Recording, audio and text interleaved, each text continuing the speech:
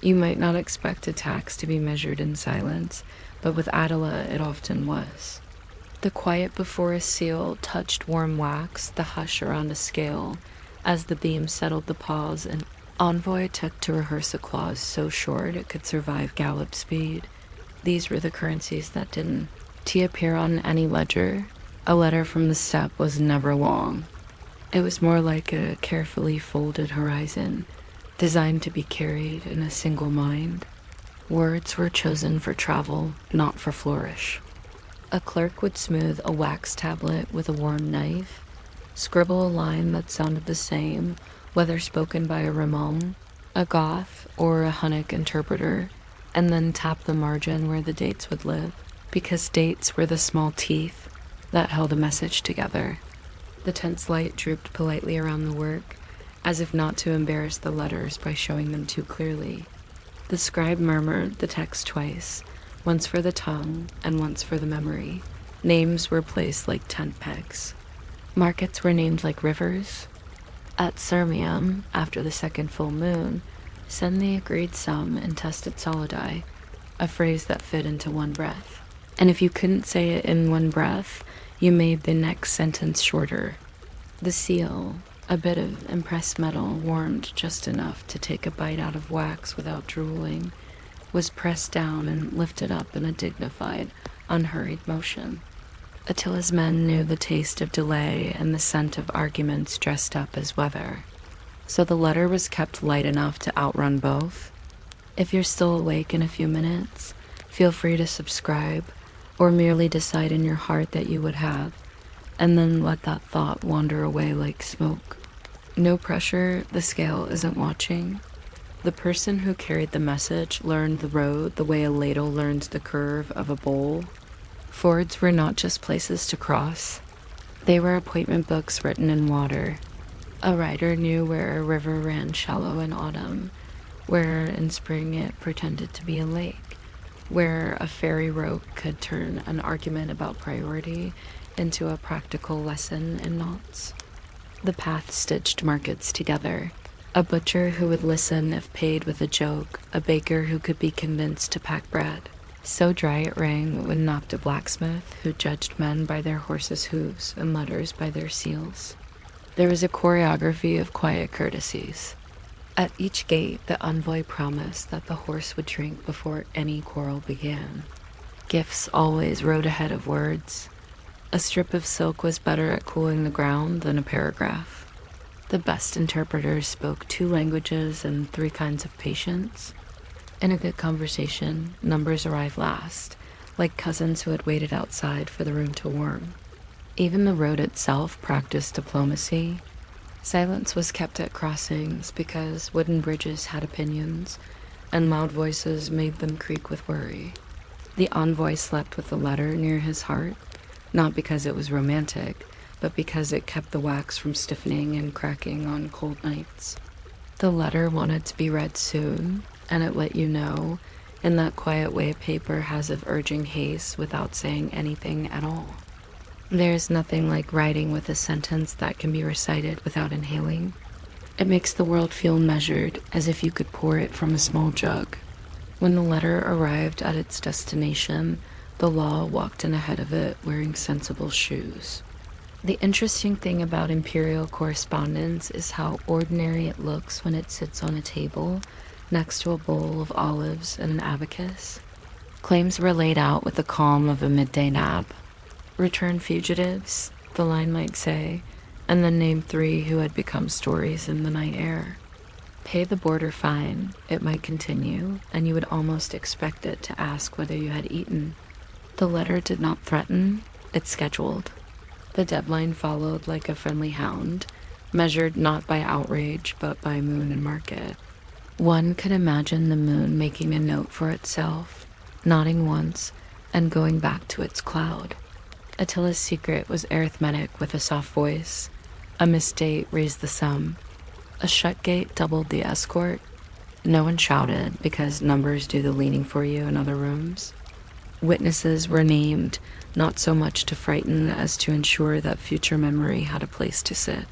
A good letter gave reasons for demands the way a shepherd gives names to dogs, so that the flock moves the right way with a minimum of drama.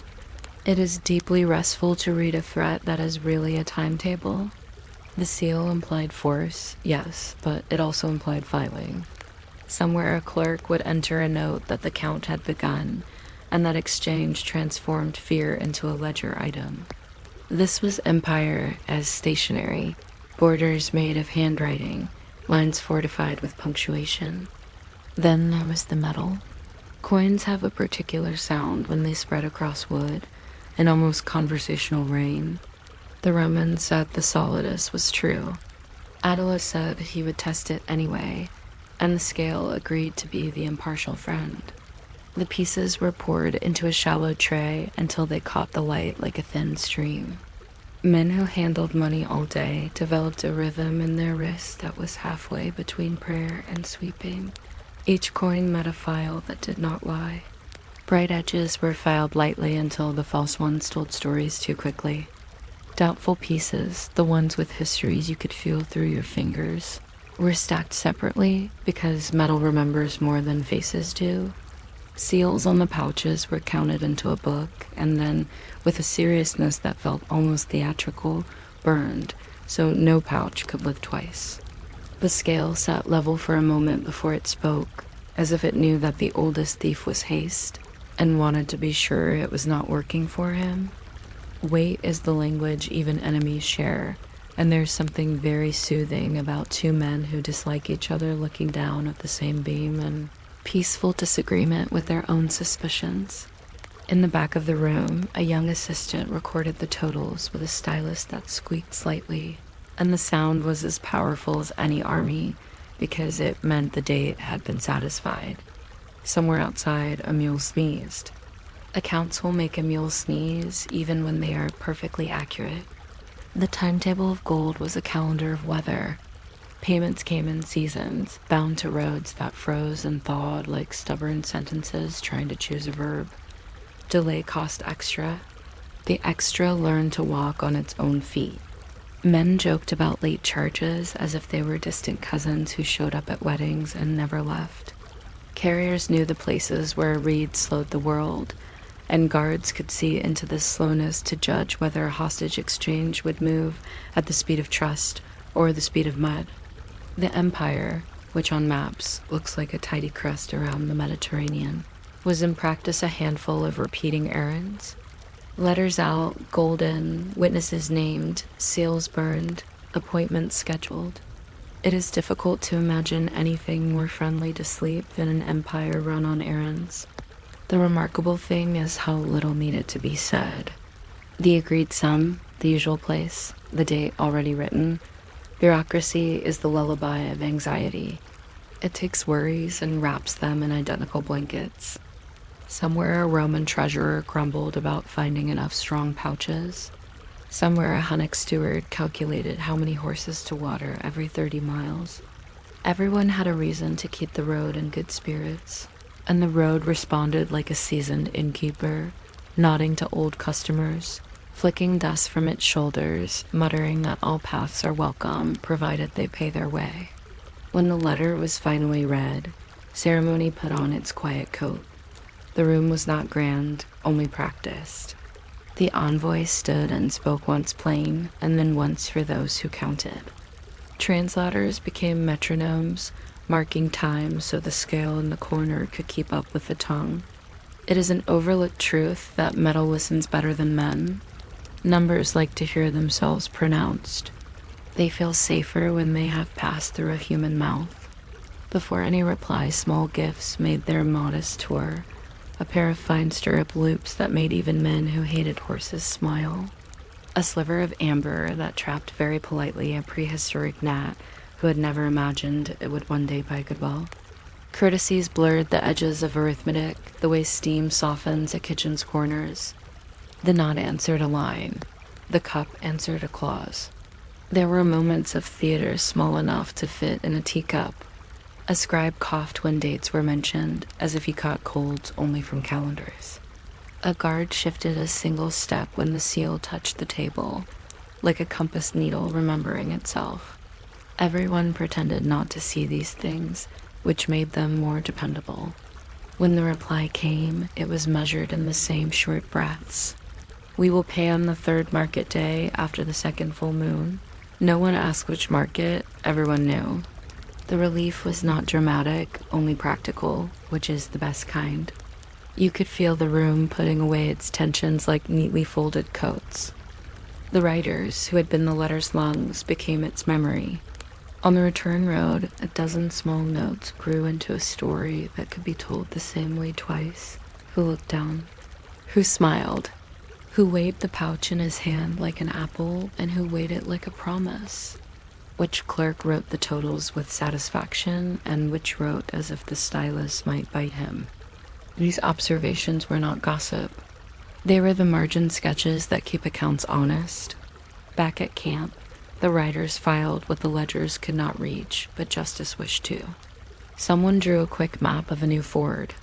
Someone described a gatekeeper with a fondness for riddles. Someone noted that the market in the town with the 3 poplars baked coins into loaves as a joke during festival week, and that this was very confusing for tallies but extremely pleasant for moods. There was a moment at dusk when the seal from the outletter cooled near the fire, the beam of the scale rested level, and a horse breathed fog into the night like a quiet kettle just beginning to think about boiling. If you find yourself awake thinking about the fog, you may imagine that each sigh is one coin, tested and true, turning into evening mist and vanishing. It does not change the accounts, but it does make the ledger smile to itself as it closes. The habit of polite threats did not come from nowhere. The late Roman world had learned that anger is expensive stationery.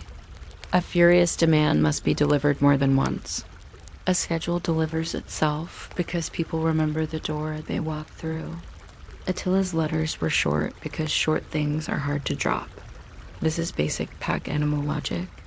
A letter that can be spoken in one breath survives a thrown rider, a broken strap, an unexpected ford, and an argument about oats. By contrast, a letter that sprawls needs a chaise and a staff. And yet within the brevity, there was the long comfort of repetition. Witnesses named, fugitives counted. A calendar date that could be seen even from far away, like a hill you aim for. My favorite detail, if a person in this state of drowsy admiration can be said to have favorites, is the way a file earns authority simply by refusing to tell a lie about a coin. It is the cousin of a plumb bob. You can throw a file in a tantrum, but when it lands it still makes filings, and filings still tell you the truth. In a world with too many opinions, truth that stains your fingers a little is very restful. Some envoys kept a trick for long roads. They would recite the message while tightening a girth, so the words stretched and settled exactly as the strap did. If the sentence was too long, the knot said so. A good knot embodies law. Flexible, precise, surprisingly friendly when you need to undo it quickly. There's a great tenderness in the image of an interpreter murmuring a formula to himself while testing a bridge plank with his heel. He calls it twice in 2 languages, like coaxing a shy cat out from under a table. A beam of wood and a beam of a scale, both asked to be fair, both responding by not moving at all. These are the sorts of small symmetries that put worries to bed. Even Attila, whose name is a subject that refuses to fall asleep in so many other stories, becomes here simply an employer of timetables. He is the person who insists that sums be tested, that witnesses have names, that roads behave. He is a manager of breathing space. Fierce reputations take naps too. Modern accounting still borrows from this sleepy empire. We send invoices that are mostly schedules wearing numbers. We try not to scold, we total. We measure the truth of a receipt by whether the math sits level for a moment before speaking. We keep copies.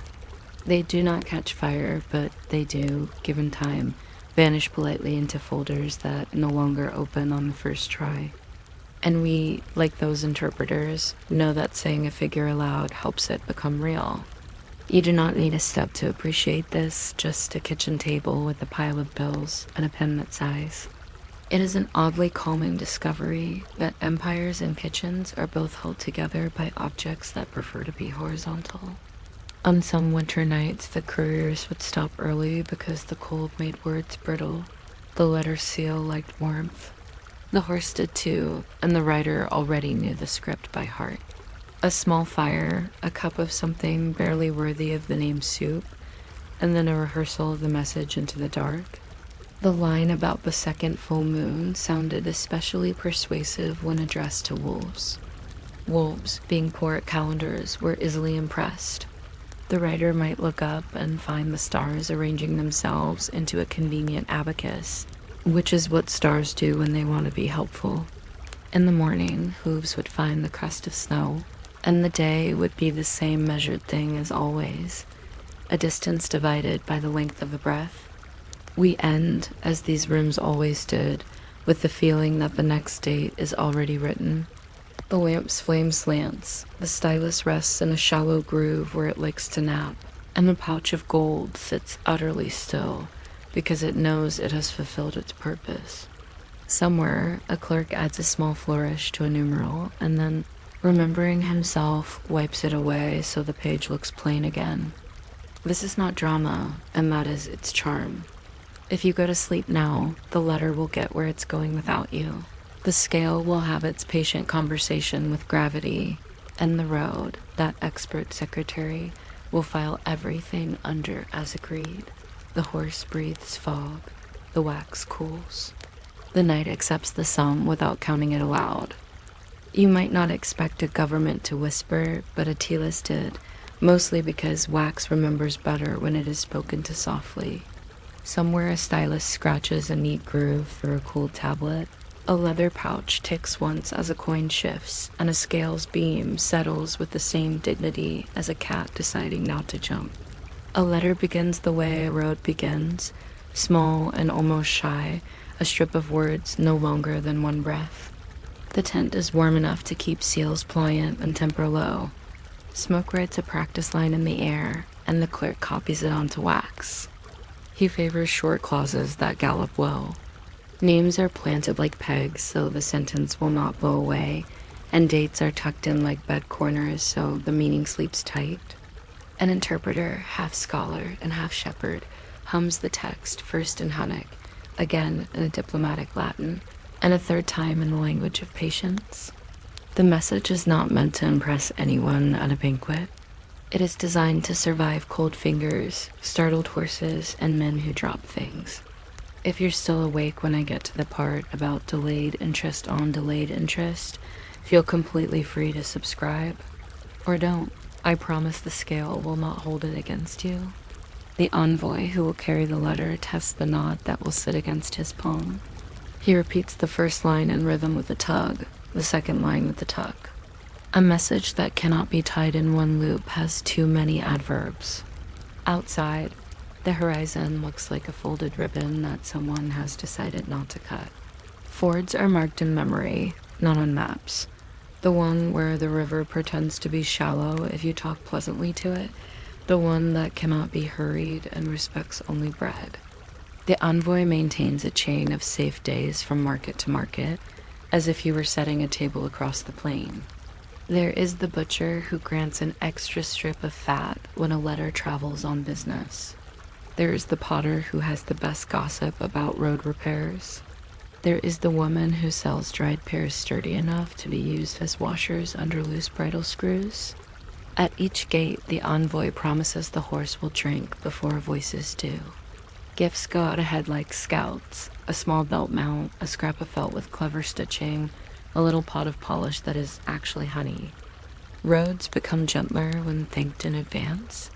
Silence is kept at crossings because wood has opinions and metal agrees with it. The letter sleeps against the envoy's chest at night for warmth, which is a sentimental way to describe quality control. Wax hates being surprised by morning frost, so do agreements. On the receiving end, Law waits in a chair it has sat in for years. The letter arrives and does the opposite of thunder. It lists things with the soothing finality of a laundry line. Fugitives to be returned, border fines to be paid. and a tone you might use to ask a neighbor to water a plant, the request that a closed stall be opened again because that was, after all, what we agreed. Deadlines are not the froth of anger. They are measured by moon and market. The second full moon after the next fair, for example, by which everyone means the one where the bakers dust their loaves with poppy instead of sesame.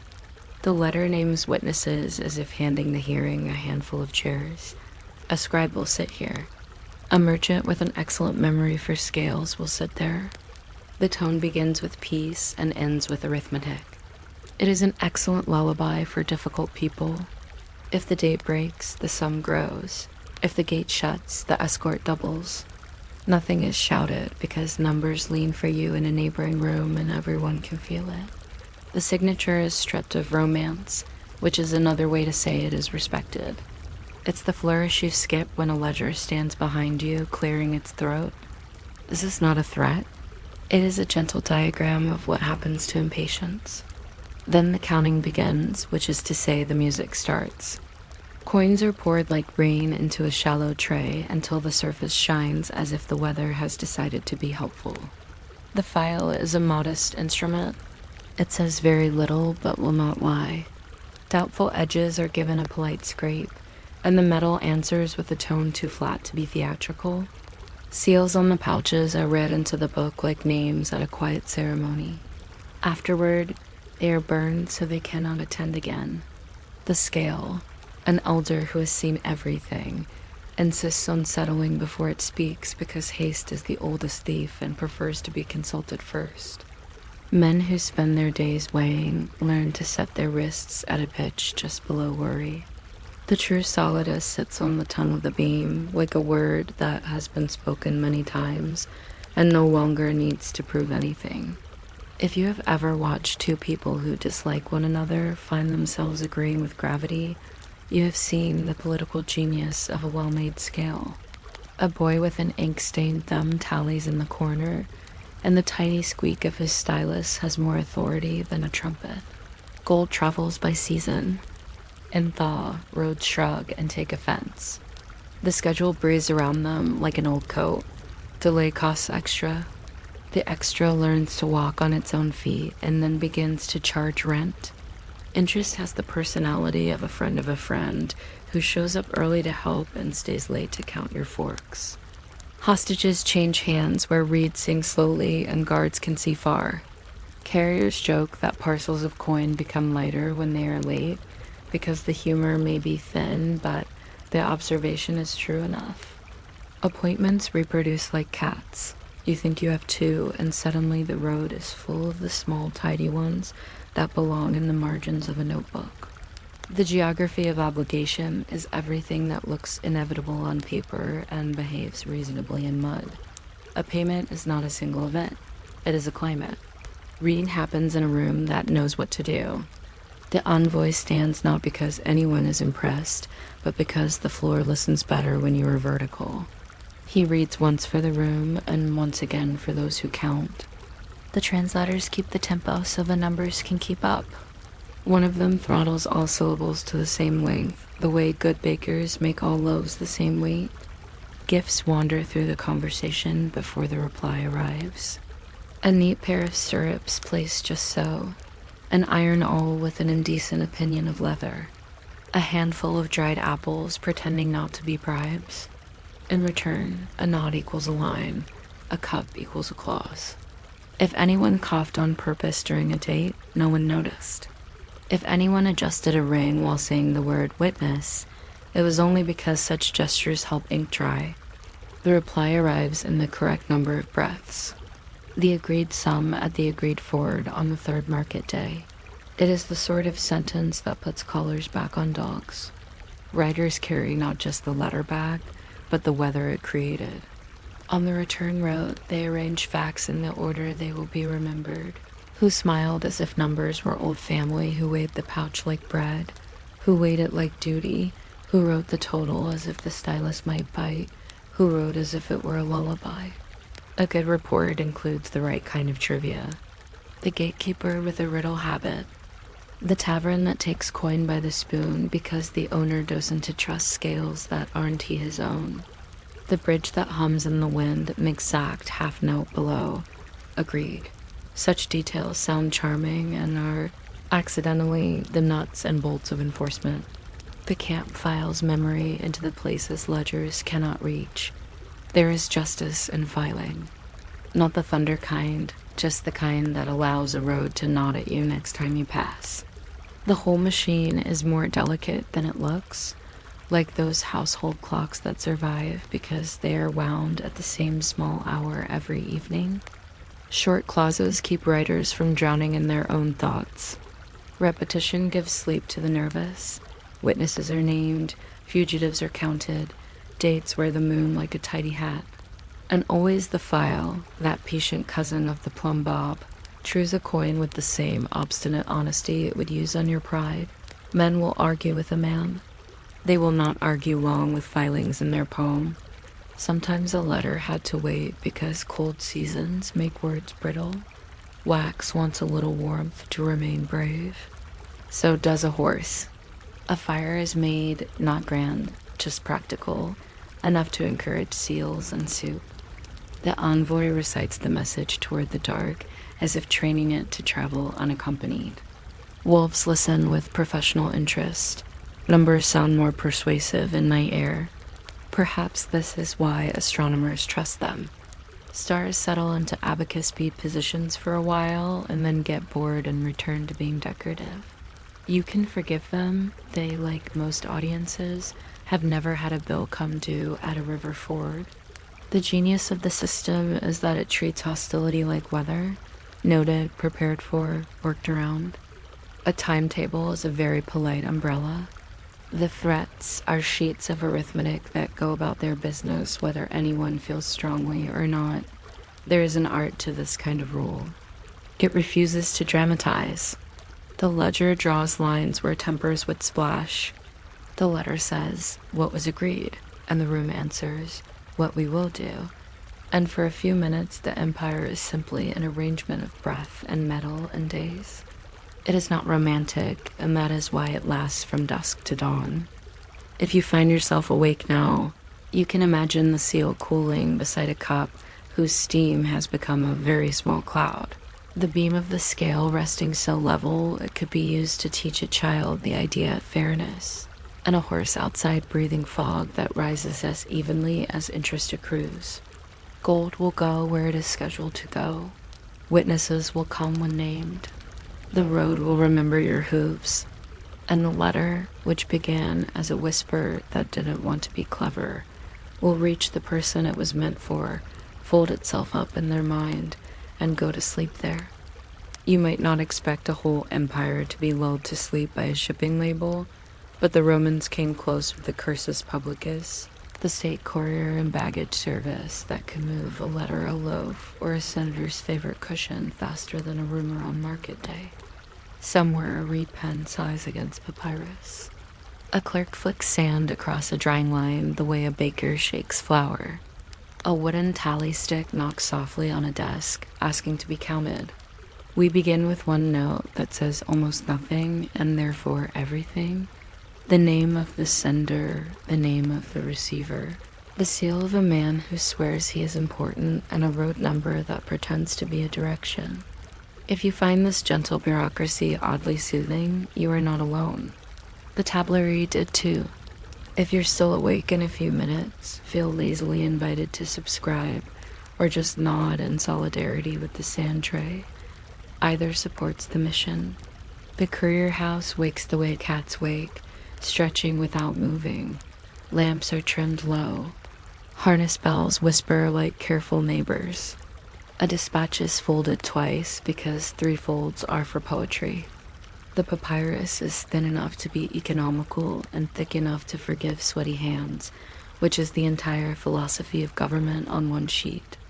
The duty officer breathes his way through the roster, riders, grooms, one man who can count with both speed and dignity, another who knows where the bridge planks knock loose after rain. A map scratches its back on the wall. The red lines are roads, but they look like a nervous system and behave like one. The note is sealed with wax the color of a bruise and passed through 3 hands that do not read it, which is why it arrives. A small, official wooden label, tessera, is tied to the satchel, stamped with a right to fresh horses and boiled water. The Empire operates on many principles. Boiled water is one of the dependable ones. The writer starts with a shrug that lifts the whole road. The first miles are a slow argument with dew. A hawk draws a line across the morning as if to underline the dispatch. Every 20 Roman miles, give or take imperial optimism, stands a change station, mutatio, that smells like hay, mockery, and soup. The soup varies by region. In Gaul, it leans toward onion and pride. In Asia Minor, it prefers herbs and the belief that it is medicinal. Near the Alps, it is a sturdy experiment with peas.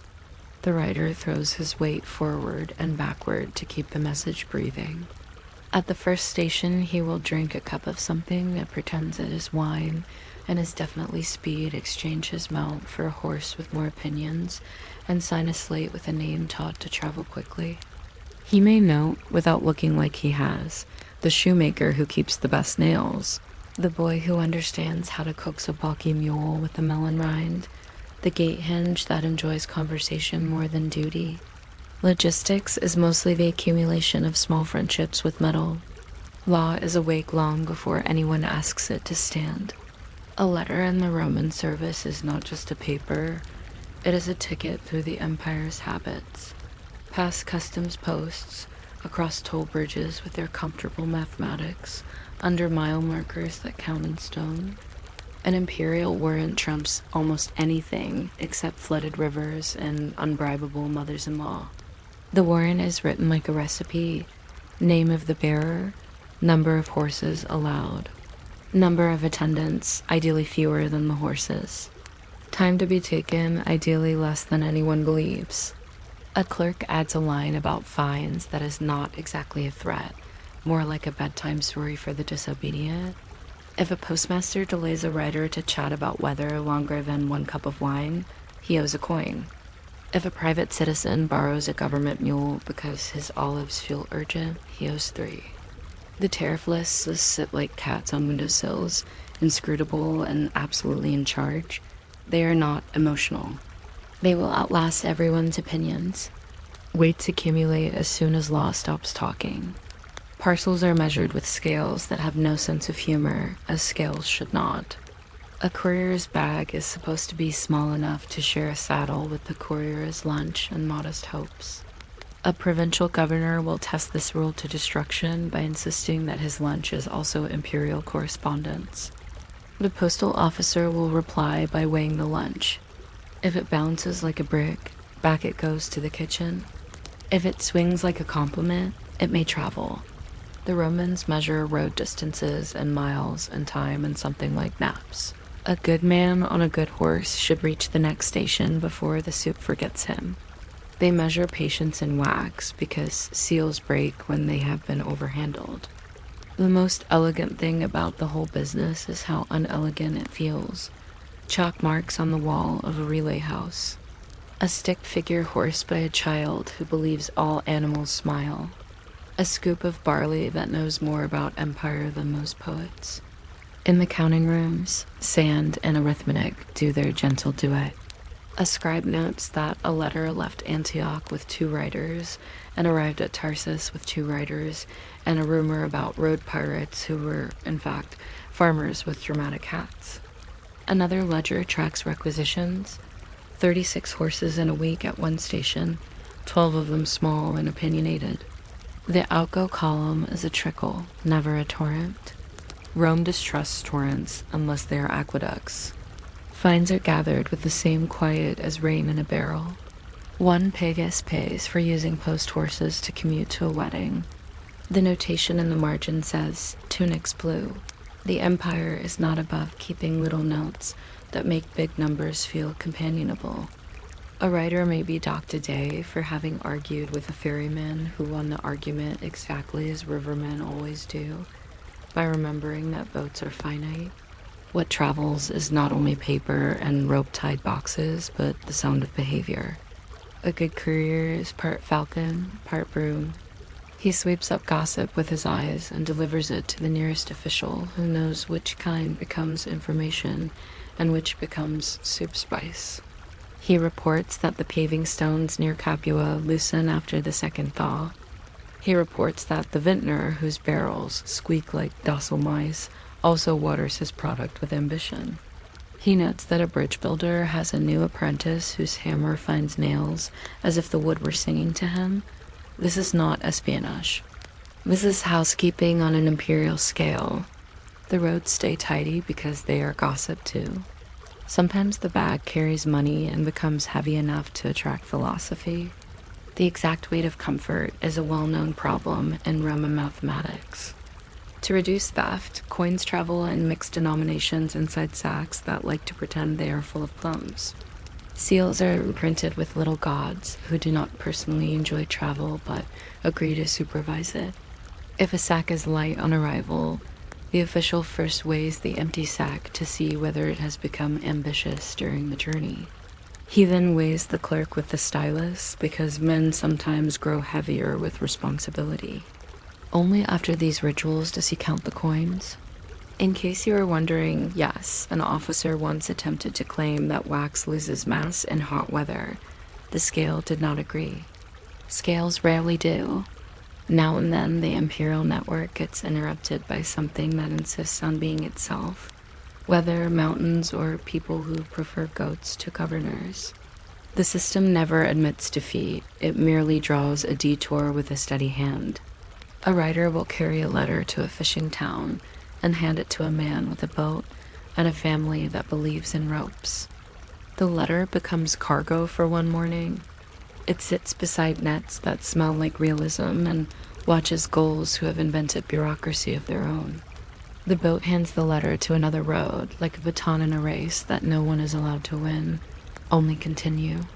The next post station marks the time of arrival in a slate column headed with pride and chalk dust.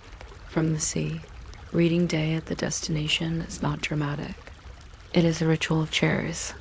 The governor's secretary sits because dignity requires sitting. The governor stands because impatience prefers standing. The seal is cracked like the top of a well-baked loaf. The letter unrolls itself and behaves. It describes a road, a requisition, a request for wheels of a certain size to match axles of a certain width, so that ruts will remain symmetrical and life will continue. There are dates written with the confidence of men who believe calendars are agreements with the sun. There is a little sketch of a bridge, not because art is allowed, but because accuracy is. The room listens with the modest interest of furniture. When the reading is over, cups find hands as naturally as decisions find the path of least political cost. Replies are shorter than requests. This is a law of governance enforced by fatigue.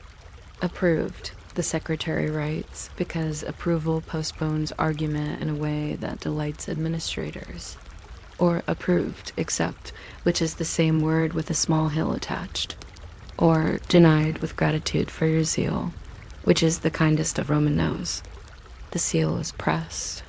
The wax receives the emblem as if taking an oath. A runner catches the message and becomes a moving part of a large quiet machine that runs on oats and persistent optimism. The empire loves its mile markers, solemn stone teachers along the road that announce how far you are from a city and how close you are to the idea of it.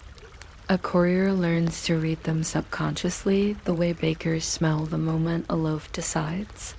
Between markers, he counts hoofbeats because numbers are steadier than scenery. He saves the positions of puddles the way poets save metaphors. He knows which bridge boards brag and which groan.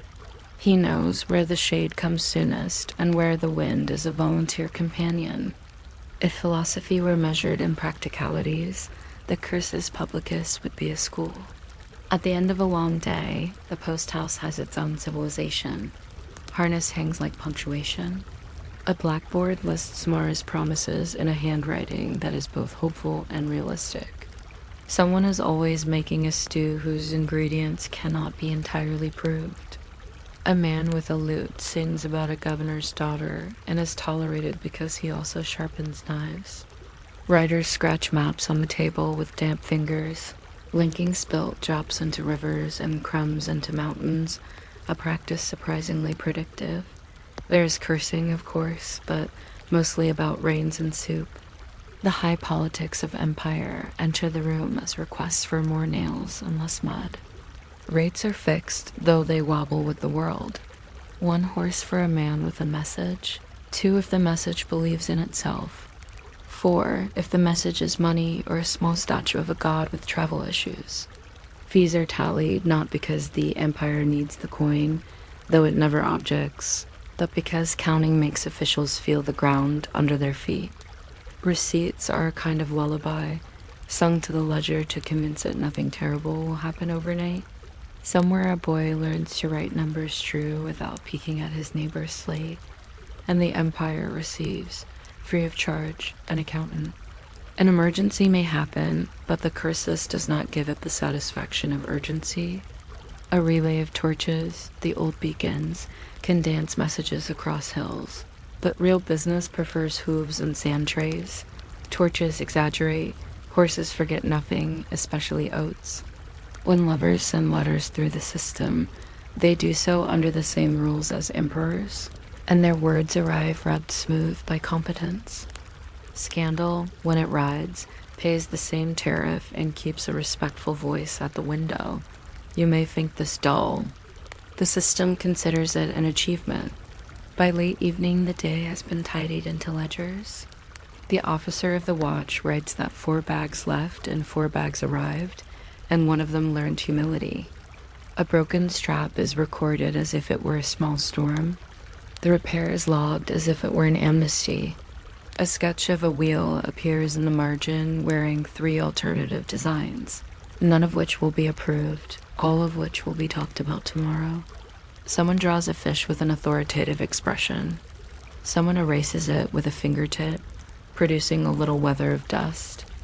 In the very last hour, when lamps have been turned down to the level of cautious stars, the road lies outside like a patient animal. Night couriers move like practical thoughts. Dogs dream of the footsteps they will bark at tomorrow. A cart in the yard sighs into its own weight. The empire, which has opinions about everything, settles its head against the pillow of routine. A seal cools, a scale rests. A tether ring remembers every knot it has known and knows it will know them again. Somewhere far down the system, a governor receives a package containing a cushion he forgot to pack 3 months ago. It is wrapped in patience and stamped with the world's least excited triumph. If you are still awake, you may notice that nothing here tried to impress you. Writers were proud of their times only in the way bread is proud to rise. Letters made promises strictly measured by chairs and wax. Weights and miles whispered their totals without confetti. The whole contraption hummed like a loom, not a trumpet, and the empire dreamed the appropriate dream for a civilization built on roads. The familiar sound of hooves arriving just in time for soup. The small courtesy of a slate wiped clean for tomorrow. The mild confidence that a message can be folded twice. Sealed once and trusted all the way across the night. You might not think a laundry schedule could hold a kingdom together, but in a quiet way, the monastic houses of medieval Europe stitched order into cloth and calendar with soap, steam, and an unbelievable number of wooden pegs. A bell rang. A door sighed. Linen that had been worn for 6 days decided politely to stop pretending. Brothers and sisters moved without hurry toward the wash house like geese who had read the rule of St. Benedict and found it reasonable. Someone chalked the week's initials on a slate. Someone checked a bucket with the gravity of a judge. If you're still awake by the time we reach the chapter on the ethics of soaking, you may subscribe, or you may simply fold your attention twice and put it on the bench. Both are fine. Monastic laundry began with water that had been persuaded to behave. The cistern collected rain the way a scribe collects vowels, carefully and with mild pride. On wash day, the sluice was open with a wooden lever worn smooth by hands that believed in moderation. Water went where it was invited, through a trough lined with stones, into a vat that remembered winters, over a board that had seen so many shirts it felt like family. The water was tested with a finger and a face. Too cold and it would sulk, too hot and it would scold. There was a perfect heat that encouraged dirt to pack its things without turning cloth into a story about regret. Monasteries named that temperature in the usual way. They didn't. They simply knew it when the steam looked like sensible weather. Soap was its own chapter. The good houses rendered fat into soft cakes that were labeled with a cross and a hope. Ashley was talked to as if it were a shy guest. A washer would stir the pot with a paddle tall enough to be mistaken for a modest saint and say things like, "There now," to the bubbles. Laundry ash had preferences. Oak ash was proud and made water crisp. Willow ash was tactful and would not argue with thin linens. Beech ash was ambitious and tried to clean everything, including the stories attached to stains. One monastery near Tours added bruised ivy to every batch and claimed it drove out sin and grease with equal success. It did not, but it smelled like resolve, which is often enough. Clothing arrived in baskets that knew the measure of vows. A novice put his tunic on the bench with the same expression he used at prayer. A prior laid out his softly mended sleeve as if admitting that authority also sweats. There were rules about everything that could confuse a modern heart. Wool was not to be scoured in boiling water unless the winter had been particularly lectured by wind. Linen shirts waited their turn behind altar cloths because God's tablecloth outranked your armpits. Nightcaps were washed on Wednesdays unless a feast day moved them to Thursday, which created a small, civilized crisis that the porter solved by shrugging like a man who owns a large key and a small opinion. Sorting was a liturgy of touch. Worn hems went one way, torn seams went another. Items with broken pride were set in the mending basket where needles stood like a tiny army and thread slept in honest coils. Every piece of clothing carried a notch or a red stitch or a faint mark of carbon like a whisper of ownership. A sister might lift a sleeve and say, with affection, that this one belongs to the gardener because it smells faintly of rosemary and weather. Another might claim a scapular by the way the wool curled at the edge, as if the cloth had learned the habit of its wearer. Laundry was also sensuous, only softer. The house knew who was tired by the weight of their shirts. The washboard was not a board at first, but a smooth stone that had learned compromise. Cloth was pressed against it with a rhythm taken from psalm tones. 2 short strokes, 1 long. The long stroke was for patience. Kneading was a craft. You worked the soap in the fabric without bruising its dignity.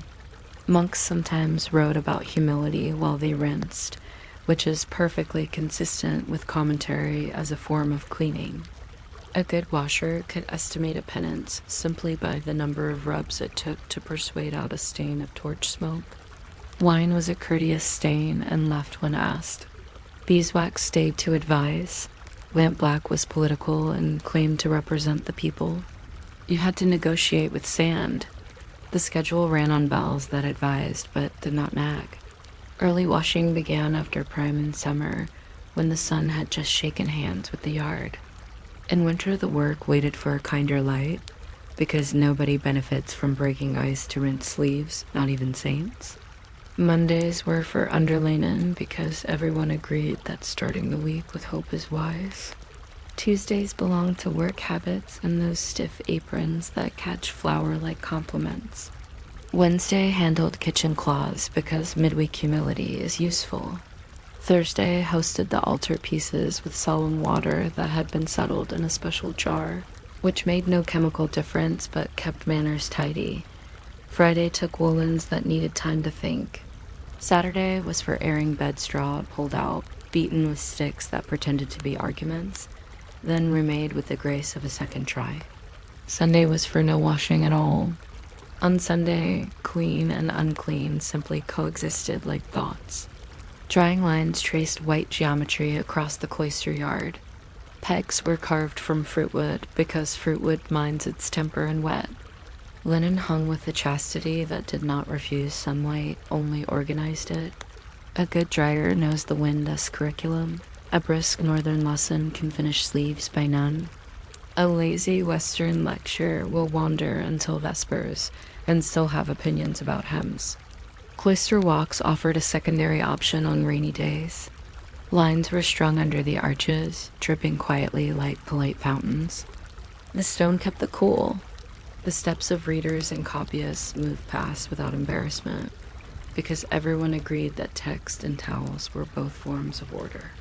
The art of folding deserves a paragraph that makes no promises.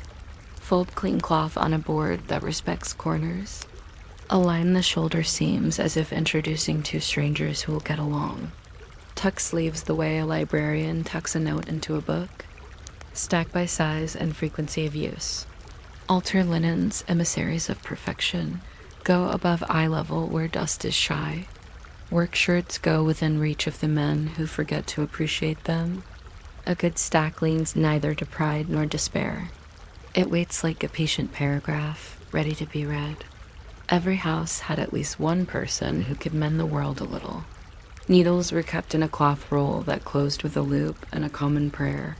Thread was beeswax to travel smoothly through fabric without picking fights. Darners were decisive about ladders and wool stockings. They built bridges inside the fabric, then walked away as if the thread had built itself. Patches were cut on the bias for charity and on the grain for justice. The best menders spoke to garments in the second person, saying things like, "You will not betray your elbow today." Clothes obeyed more often than you would think. There were, inevitably, stains with biographies. Iron Gall ink loved linen so much it could not be convinced to leave. A scribe might arrive at the wash house with a winter of glosses on his cuffs. The laundry sister would listen, then apply the sacred mixture: stale urine, salt, and patience. Urine was the industrial solvent of the Middle Ages, and received better respect then than it does now. It arrived in jugs from the city with little ceremony and a predictable face. On these days, the novices were sent to tend the herb beds. Meanwhile, the ink surrendered line by line, leaving behind a faint memory of the Psalms and a lesson about persistence. Some monasteries set aside a simple hour for air in the library. Books are washable only in parables, but they like to breathe. Volumes were carried under the arcade and opened to a breeze that read them gently.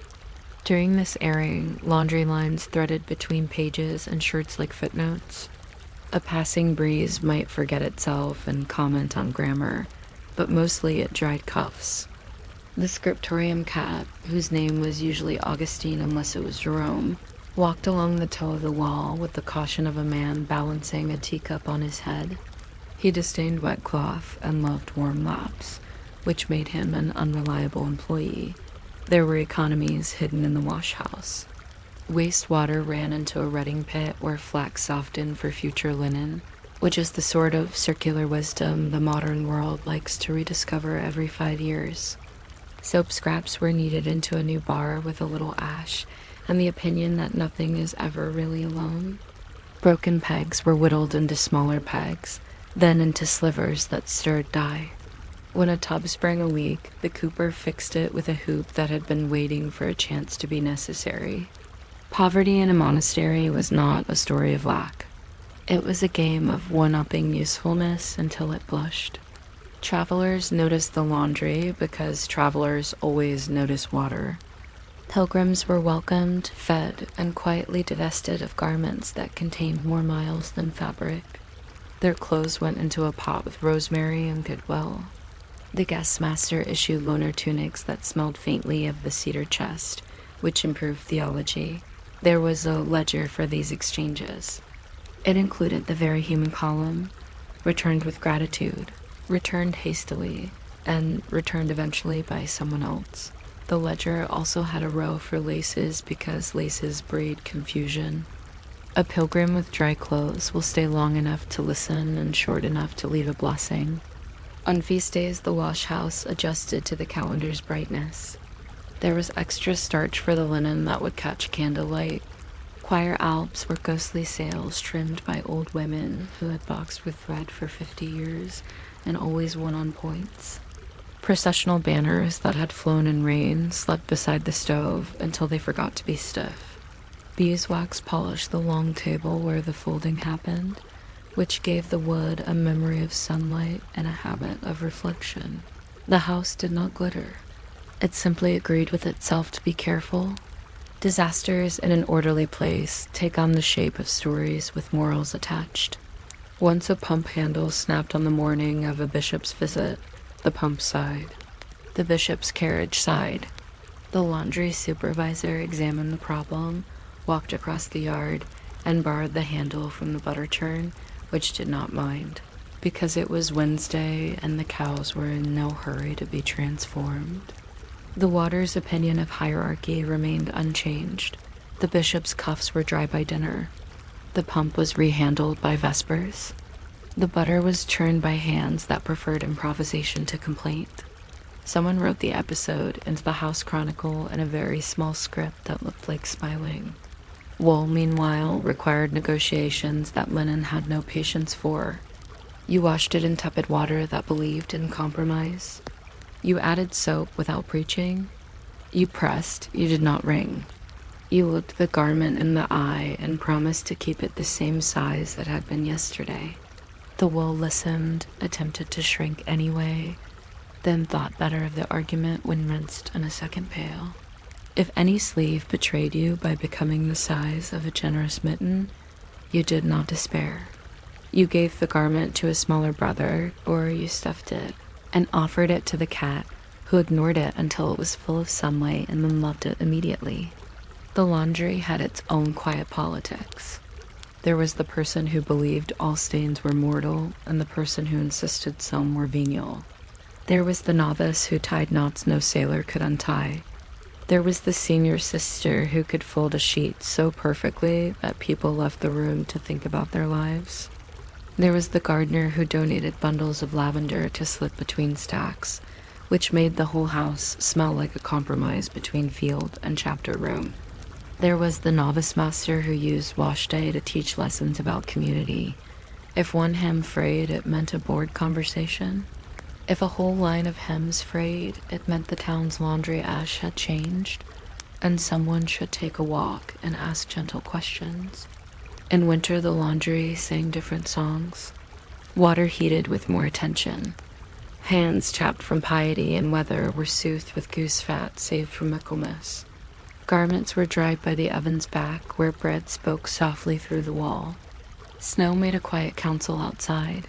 It asked the house to practice patience.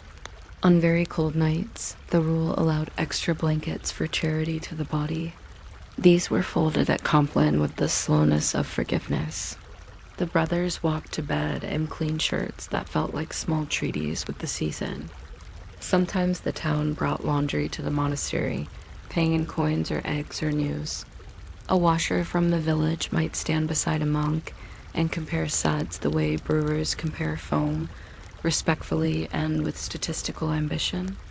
They traded recipes for stubborn earth and discovered, again, that stains differ by parish. Clay from the West Hill respected nothing and believed itself immortal. It left at the threat of vinegar. Soot from the mill chimneys behaved like a man who has found a bench and will not. It needed salt, heat, and the kind of argument only a washboard understands.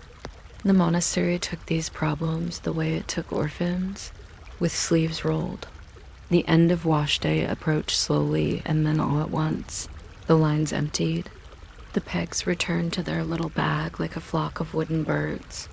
The tubs were drained with the solemnity of retiring officials. Wet floors were sanded, which is a very old way of apologizing to stone. Clean piles were carried down corridors that echoed with small victories. The last basket went to the infirmary, where everything is folded with a tenderness that cannot be taught. The washhouse sat back. Steam settled like elderly advice on rafters. Night entered by the same door as every day. The laundry ledger received its last line. All returned, 2 mended. 1 promised. This was a complete theology. Bells called the community to a meal that was modest and warm. The laundress rubbed her wrists with an ointment that smelled of bees and old stories. A brother gathered the soap scraps and set them to dry in a bowl that used to belong to someone who had died well. The yard grew quiet in a way that could be written down but seldom was. If you are drifting, the history continues without you, and that is how you know it is history. The pegs will wait through centuries and still prefer fruitwood. The ash recipes will migrate along rivers the way music does. The stones will remember knees. The folding boards will make corners, and the corners will make order, and the order will hold more than cloth. Scribes will keep writing, cats will continue to supervise without accountability, and pilgrims will go home with shirts that smell like lavender and advice. Somewhere a novice will learn the moral geometry of a well-made stack, and somewhere a matron will breathe into her clean apron as if it were a small square of mercy, and for a moment it will be. On some future morning, a historian will open a cupboard in a ruined abbey and find a peg bag, a mending roll, and a ledger with 3 surviving lines. She will read the words aloud to the dust and the swallows. She will do the mental arithmetic of routine. She will understand, with an affection that does not require excitement, that a civilization is a place where laundry happens on schedule. She will listen to the wind pass through the empty wash house and hear, if she has slept well, the soft, confident sentence the centuries still hang on the lines: cleaned, folded, put away, ready for tomorrow. You might not expect an empire to be measured in wax crumbs and horse sweat, but Attila's letters were exactly that. A quiet rain of syllables pressed into a tablet, a soft imprint that asked Roman treasuries to behave, and a long road that smelled faintly of leather and opinion. In the tent there was a lamp, and under the lamp a low table, and on the table a wax tablet like a small patient lake. A clerk warmed a seal near the coals until it looked thoughtful. The words were short because words that must cross rivers should be short. Names were careful because names that must be paid should be spelled correctly, even when pronounced with enthusiasm. There was always a second version repeated in a safer tongue, like a shadow that travels alongside the original sentence in case the first one stumbles. You could fit the message in one breath, which was the point. Breath travels better than parchment. Breath remembers where to stop. A translator rehearsed the clauses the way a writer tests a saddle strap to firm pulls, a nod, and the belief that leather and grammar will not betray you together on the same afternoon. Someone scraped the wax smooth where a date had been written last month and replaced it with this month, which felt modern even then. Someone removed a crumb of charcoal from the edge with the same reverence a priest uses for a speck of bread. The letter weighed almost nothing, which made it heavier than gold because gold requires mules and opinion, while a sentence requires only the willingness to carry it without eating it on the way. If you're still awake in a few minutes, feel free to subscribe to further adventures in wax management, or let the thought drift away like steam from the seal. I promise your ledger will remain balanced either way. The road began where the tent ended, which is also a good sentence about diplomacy. Envoys were chosen for lungs, legs, and the ability to keep a face at rest while other faces did arithmetic. They knew every ford with a reliable bottom and every ferryman whose rope did not tell jokes in the middle. Market squares made a chain of safe mornings, a bowl of hot grain, a quick discussion about the price of salt, the mission repeated like a password that also cooks. At each gate, the envoy spoke an oath strictly practical, like promising not to sabotage the well, and strictly theatrical, like promising not to shout unless shouting would be helpful.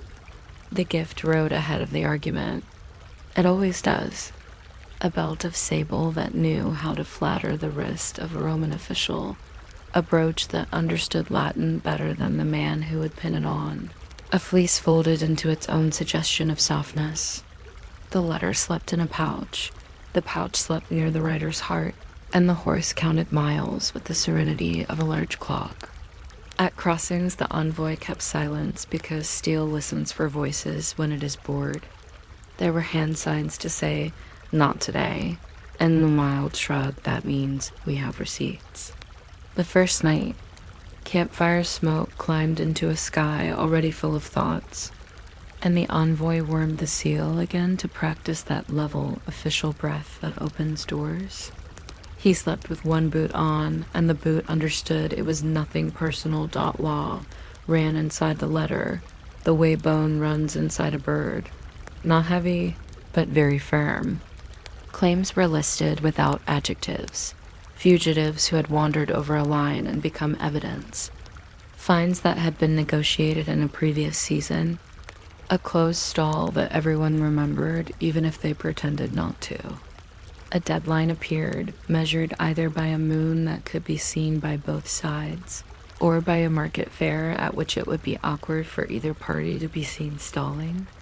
Outrage took no part in the calculations. Outrage rarely fits on a wax tablet without smudging.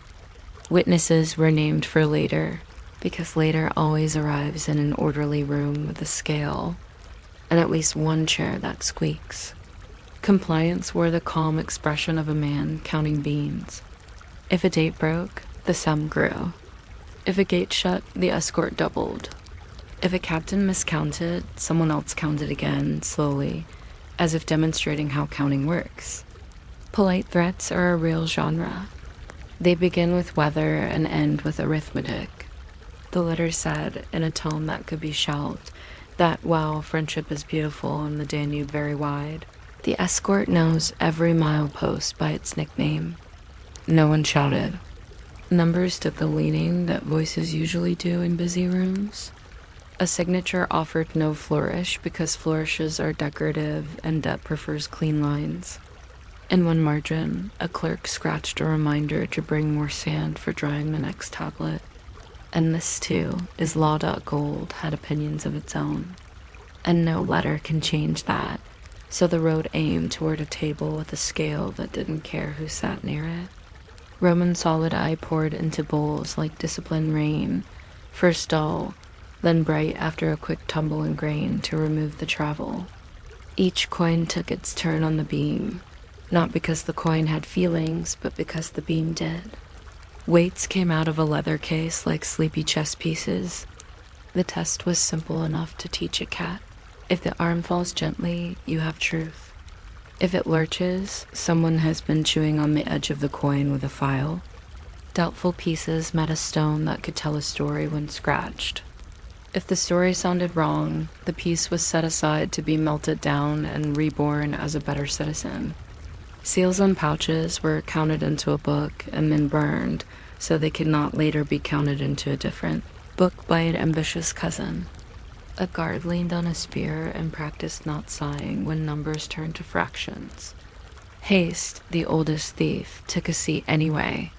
People poured faster, clenched tighter, and a single coin went skittering under the table. It was recovered with a spoon. We know this because somewhere a scribe recorded, one piece escaped and was returned by a utensil, which is how civilizations apologize to metal. The timetable wrapped the gold in seasons like a sensible blanket. Payments moved after harvests when roads were dry and hearts less fragile. Letters rode before winter when ice treats wheels like jokes. Delay stacked interest on interest, learning to walk on its own feet. No one enjoys this, not even interest, which prefers a chaise. Carriers were chosen for predictability rather than charisma. Mules, which had merely opinions, were favored over horses which had goals. Hostages who were not hostages exactly, but friends held for friendship, which sounds nicer in Latin changed hands where reeds moved slowly and men with bows had nothing on their calendars. The pouch that left the table last became the first problem of the next date, which is how schedules teach loyalty. There is always a next pouch. If you have drifted a little, consider this reassurance. The mules never did, and the ledger felt quietly proud about that. The quiet room at the end of the journey had thick walls that kept out both weather and jokes. The envoy stood. The letter was read aloud once for clarity and again for the people who count.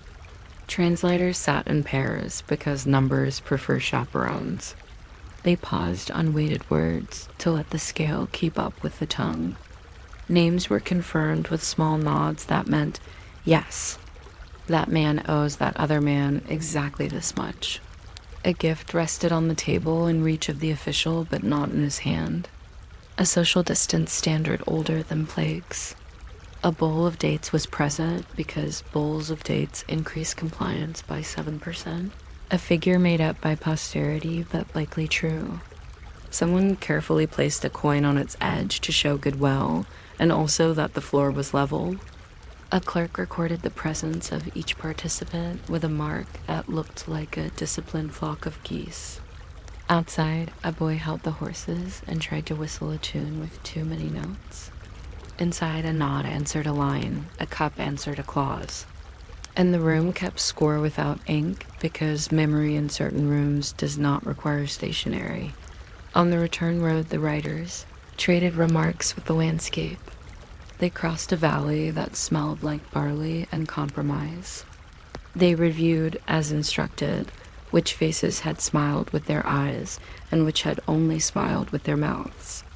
The notes became a story that could be told the same way twice, which is diplomacy's favorite trick. Who looked down, who smiled, who waved the pouch in the hand, all were entered. The camp-filed memory where ledgers cannot reach, but justice will. Somewhere a horse nibbled a strap, then felt mildly judged by leather. Somewhere an end's bread met the envoy with the relief of warm starch finding a good home. The wind read the wax tablet with a finger failed, and went back to brushing the grass in alphabetical order. Meanwhile, parallel roads carried other letters like cousins borrowing each other's winter coats. Some letters asked for fugitives who had changed employers without changing landscapes. Some letters adjusted river tolls in the interest of fewer arguments at dawn. A few letters made that delicate promise: we will not be here tomorrow with 20 more writers, because we much prefer that we are not needed here at all. Polite threats, revisited, took the shape of contingencies written in clean script. If the sum sleeps, the escort wakes. If the witness has gone to an early winter, a second witness, previously not needed, will stretch like a cat and remember. A Roman scribe who had seen many springs sipped from a cup that claimed to contain water and wrote in the margin a small, harmless joke about the spelling of barbarian names. The joke did not survive the copy. The habit of caution did. The gold tax had a sound that accountants dream about. When poured slowly, the coins spoke like rain on a tiled roof. When stacked in fives, they made a list of little clinks, the kind that remind you to breathe evenly. Scales settled with the grace of argument reaching a nap. Backs thumped with the authority of linen deciding what it will contain. The count itself proceeded like monks at prime, unhurried, unremarkable, unexpectedly persuasive. Once, a tiny weight dropped into a crack in the table. The official placed a bean in the ledger margin to mark the loss until a carpenter pried up the board and returned the weight in triumph, whereupon the bean was ceremonially eaten. This is arguably ritual. It is also protein, ***, weighing created stories. A nobleman's purse, overproud, bulged with lighter coins that looked right and felt wrong. The scale, unsentimental, announced the truth. The envoy tilted his head as if listening to rain through a wall. A file was produced. A coin's edge told on its owner with a whisper of brass. There was no shouting. The ledger, a professional, opened a fresh line for penalties. Someone placed a second pouch on the table with a sigh that contained a moral. The room adjusted itself back to normal, like cloth after a pin is removed. The beam hovered, hair flat. The weights rested like sleepy birds. Deadlines, like moons and markets, kept time by what people could see together. A fair at Sirmium or a feast at Aquilere, both good moments for declaring money awake. If the day arrived with no clatter of bridles, interest woke up and went for a walk. If 2 days passed, a letter opened its little mouth again and reminded everyone about the gate that doubles the escort. No thunder, no drama, only mild arithmetic wearing clean shoes. Riders changed their horseshoes at river towns where the farrier knew every itinerary by the wear on a hoof. The envoy drank a cup of watered wine as if it also contained patience. He repeated the oath at gates as if he enjoyed it, which in a way, he did. Across the seasons, the road taught everyone manners. Winter asked for slower sentences. Spring requested patience with mud.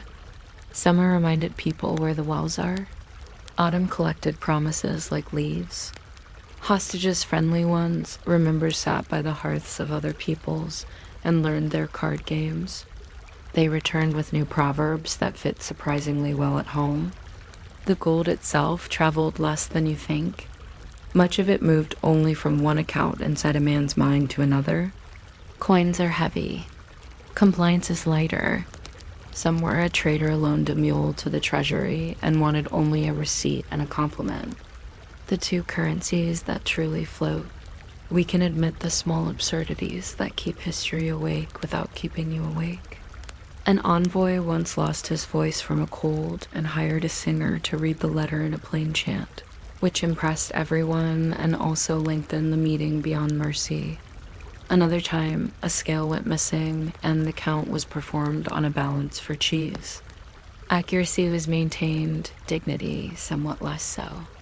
A Roman clerk insisted on sprinkling sand on the wax tablet to set the writing, which does nothing useful but keeps clerks narratively comfortable. A Hunnic scribe named his best stylus Little Spear, and it outlived him by a decade, during which it wrote 3 treaties and a grocery list for a cook who took his dignity very seriously. None of this altered the gold. All of it encouraged people to meet again without swords.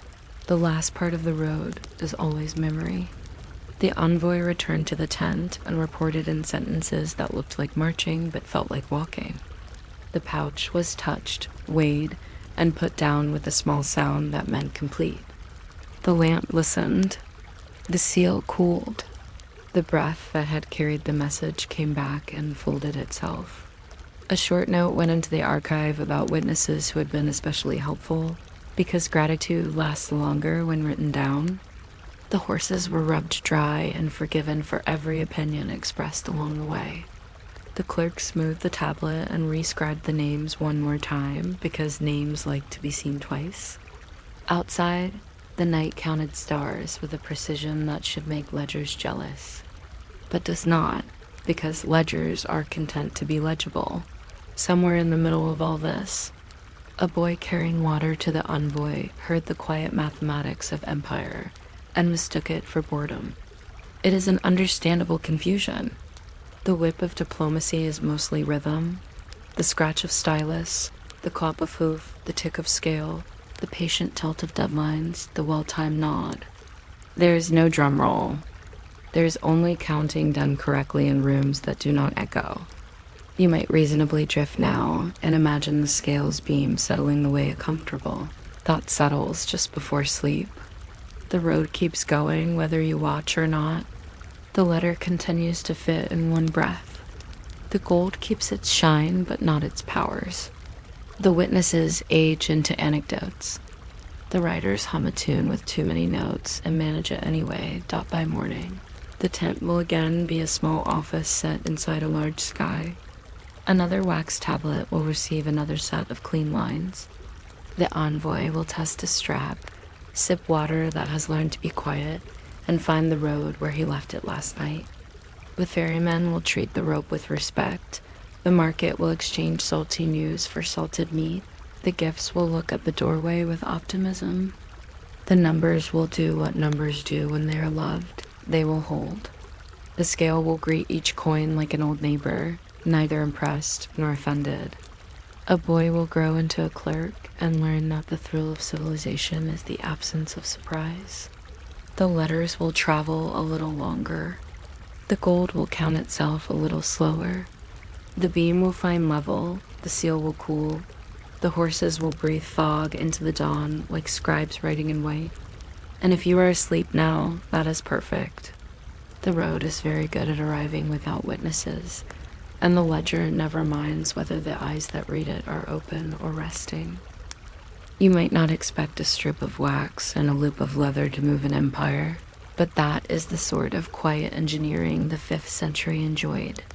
The tent is still, except for the horse outside pawing at frost, and a stylus is warming in someone's palm the way a pen warms when you've had it too long and the letter is longer than you thought. Attila's clerk blots the tip on felt, then scores the tablet with small, sensible phrases that any writer can carry in his head without spilling them. No poetry, barely any verbs, just the agreeable furniture of a good message, who, what, where, and how much, along with the gentle promise of when. Names come with their own little belts, father of, son of, sworn through, hostage of, so the letter won't slip off anyone unexpected. The sentences are short enough to be remembered in a gust of wind, except for numbers, which are spoken twice because people argue about numbers even when they don't argue about anything else. A translator leans in, murmuring the Latin that late Roman functionaries prefer to hear when they decide where to place the candles and the frowns.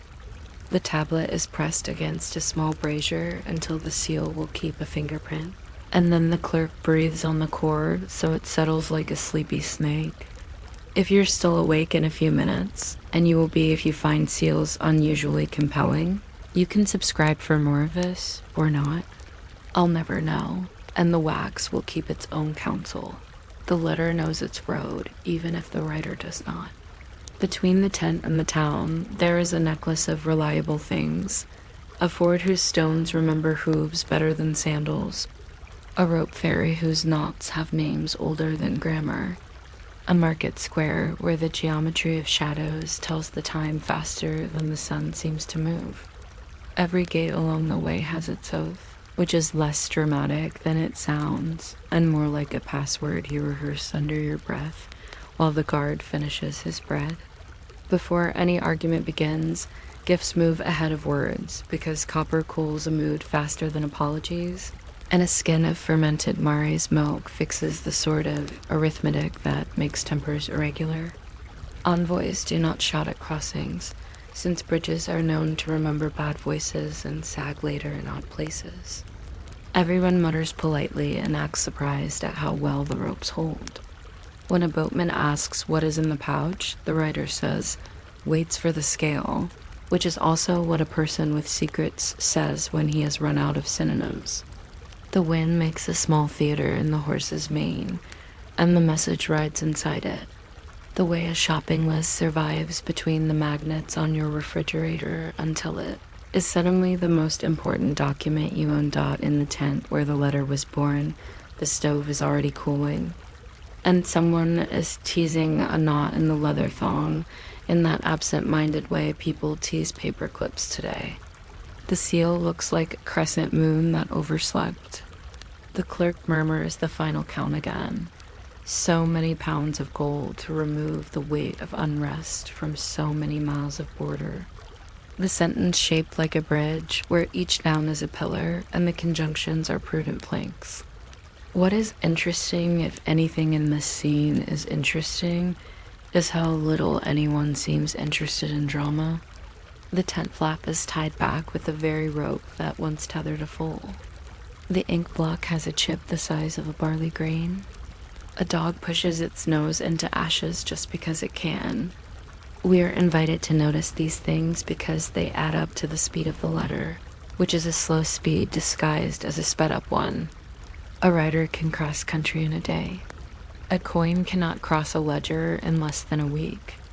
And so everything is measured in breaths and hoof falls. And the text is held in the mouth like a smooth pebble you might mistake for candy if you were inattentive. And the sentry were not so strict that by the time the envoys have found the first gate, the sun is a coin flicked lazily into the ditch, and the gatekeeper has a ledger that looks friendly from far away and carnivorous up close. He listens to the oath without interrupting, because interrupting O's is unlucky, and then he repeats the letter back as if he has met it before, which he has because letters like this travel in families. Market rules help the road keep time. You can sell barley by measure, but hay by guess. You can sell a promise, but only if it has a seal. You can carry an argument, but only if you can fold it. When the rope ferry coughs them onto the far bank, they pause and count the animals in the meadow, not because the animals belong to them, but because it trains the eyes to count the days properly. Sunset is just another sort of arithmetic, and the sky works in columns. The letter speaks again when it reaches the place where letters turn into laws, which is usually a room with good corners and unfriendly acoustics. The claims are written in generous margins so that later hands cannot pretend earlier hands were clumsy. The list reads like a tidy inventory of things the wind misplaces, fugitives who did not ask permission to leave, fines owed by boarders that wandered when no one was looking, the opening of a closed stall that insists it was closed the whole time. Deadlines arrive with the tone of the moon, not the tone of outrage. A day is not asked to be more than a day. Witnesses are named with enough detail that future clerks can find at least one of them without borrowing a horse, and usually two if the weather is indulgent. Each demand carries a reason the way a cup carries a handle, the practical shape that lets everyone lift without burning their fingers. All this prudence has a rhythm to it, like stirring a pot evenly so every grain comes away believing it was the first one in. No one shouts. It is an accomplishment in a century that respects shouting. The threats are polite, which is not to say they are gentle, only that they prefer careful shoes. If the date wobbles, the sum grows. If the gate is shut, the escort is doubled. If a signature looks tired, a seal wakes it up. The phrases lean the way voices lean in other rooms when people agree to disagree about specifics. A scribe practices the flourish of a name on a scrap of felt, then remembers that a neat signature is unnecessary if the calendar and the ledger have already nodded to each other. Inside this gentle arithmetic, you can hear the logic of modern subscription emails. Confirm your address. Last reminder, your cart misses you. Attila's office would have loved the automated reminder, a thing that repeats itself while everyone else is warming their hands. On the table where the law keeps its accounts, the coins arrive, like rain, and have to be spread so they shine evenly. The solidest deserves its reputation for staying out of trouble. It is heavy enough to frown, bright enough to confirm that the sun has opinions, and standardized enough to make smug faces at the improvisations of other mints. When people claim the test was to bite the coin, they are only partly right. A better test is listening to the sound it makes when you spin it with a nail, and the pitch either sulks or sings. Doubtful pieces meet a slate that does not lie. The file is brought out, not the legal file, but the actual one, and a thin shaving peels away like a long thought being reconsidered. Seals on the pouches are read into a book the way weather is read into a shoulder. After the reading, the seals are burned so no one can read them twice. The scale sits level for a long moment before it speaks, because a hasty scale is no better than a hurried priest. The balance beam taps once like a patient finger, and someone writes down a number that pretends it always planned to be there. There is a timetable for these things, and it anchors itself to the seasons as a good boat anchors to the riverbed. Payments prefer the cooler months when metal and tempers keep their edges. Carriers are assigned to roads newly thawed or newly frozen. Mud dislikes responsibility. Delays cost extra in a way that grows quietly by itself, interest being a kind of weed that needs very little daylight. Hostages change hands as slowly as reeds give up their wet shoes, and guards are chosen from men who know how not to be noticed by anyone with a song to finish.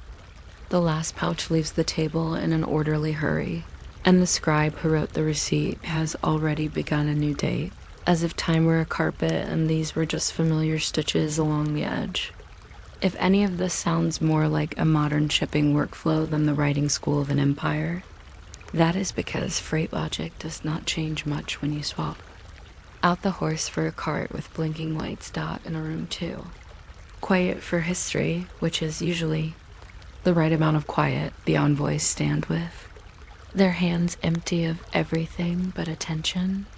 The letter is read once plainly, and again for the people who do not like to admit they did not understand the first time. Translators tidy the sentences until the scale can keep up with the tongue, which is to say until a number is more than a rumor and less than a dare. Gifts are placed with the precision of small stars. A bowl where the host sits, a belt where the edge of the table remembers not to slide, a brooch that makes someone's shoulder feel official. Metal listens better than men do, a fact no one says aloud, because metal is villainized often enough as it is.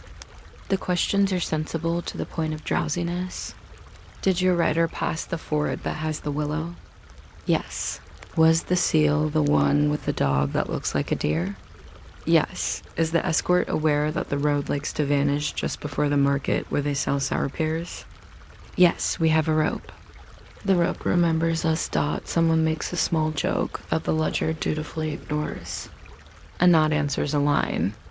A cup answers a clause. No one praises the penmanship, though it deserves it. The scale, which has never enjoyed humor, behaves flawlessly, and even the brazier seems to sigh in agreement at the sums. The room is keeping score without ink.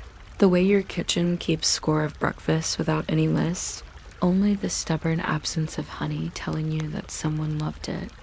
The second reading of the letter is slower and has more of the thoughtful pauses that late Roman officials have a talent for. One man turns a coin over and regards the emperor's nose, as if comparing it to another nose he has seen in a mosaic. Behind the seriousness, there is the practical goal that everyone pretends is the principle. Can we have the gold and the quiet at the same time? And can we have them soon enough that nobody has to saddle anything dramatic? On the return road, the writers inventory the story the way a cook inventories a pantry, murmuring to themselves as if the words were jars that need to be put back in the same order. The oath of the gate is repeated word for word, and the exact angle of the rope ferry is noted as if ropes had biographies. The one who weighed the pouch in his hand is mentioned by name, along with the scar shaped like a fishhook that helps the memory keep its place. A child in the market dropped a pear, and someone stepped on it. This will be remembered because it smelled like the year had turned, which means the next pickup should be planned before frost really gets its confidence. The camp listens the way a ledger cannot, which is to say it stores tone as well as fact. Justice will consult the ledgers, but memory will decide how strictly to interpret the commas. When they reach the tent at last, the seal is cooling on the slate, the beam is level on the nail, and the horse is breathing fog as if practicing signatures. The letter has come home the way a tool comes home, a little shinier in places and a little nicked in others. The dog has forgotten whatever argument it had with the ashes, and the clerk is different only by the amount of wax clinging to his hands, faintly perfumed with something like resin and something like time. No one declares victory. They declare schedules. The next envoy will take the same road because roads are creatures of habit, and the next seal will keep the same knot because knots do not appreciate novelty. The list of witnesses will be refreshed just enough to keep the room feeling reputable. There are always one or two fugitives to return, though the wind denies the word and suggests they were merely enthusiastic walkers. And the tax will be paid, not because it is a moral triumph, but because gold is a language both sides understand and neither side wastes adjectives on. The interesting thing, hidden inside all this practiced dullness, is how international trust can be measured with kitchen instruments. A scale tells the mood of the month. A ledger counts the weather. A fairy rope predicts honesty better than a proverb. When the escort doubles, the arithmetic of fear is being tuned, not the orchestra of war. The clerk learns over time to trim sentences the way a shepherd trims hooves in the spring, not out of cruelty, but because uneven growth makes everyone limp. You may be tempted to assume that Attila himself leans over every tablet like a student correcting a draft. He does not. He has people who have people, which is the ancient way of saying inbox 0 will never happen. But he does consider the weight of a coin as carefully as any general considers a hill. And he knows that you cannot own a road unless your letters can walk it. A coin from this year will meet a coin from next year, and they will recognize each other. That is what makes the game work. A rule written in Market Square will travel better than a threat shouted from a saddle.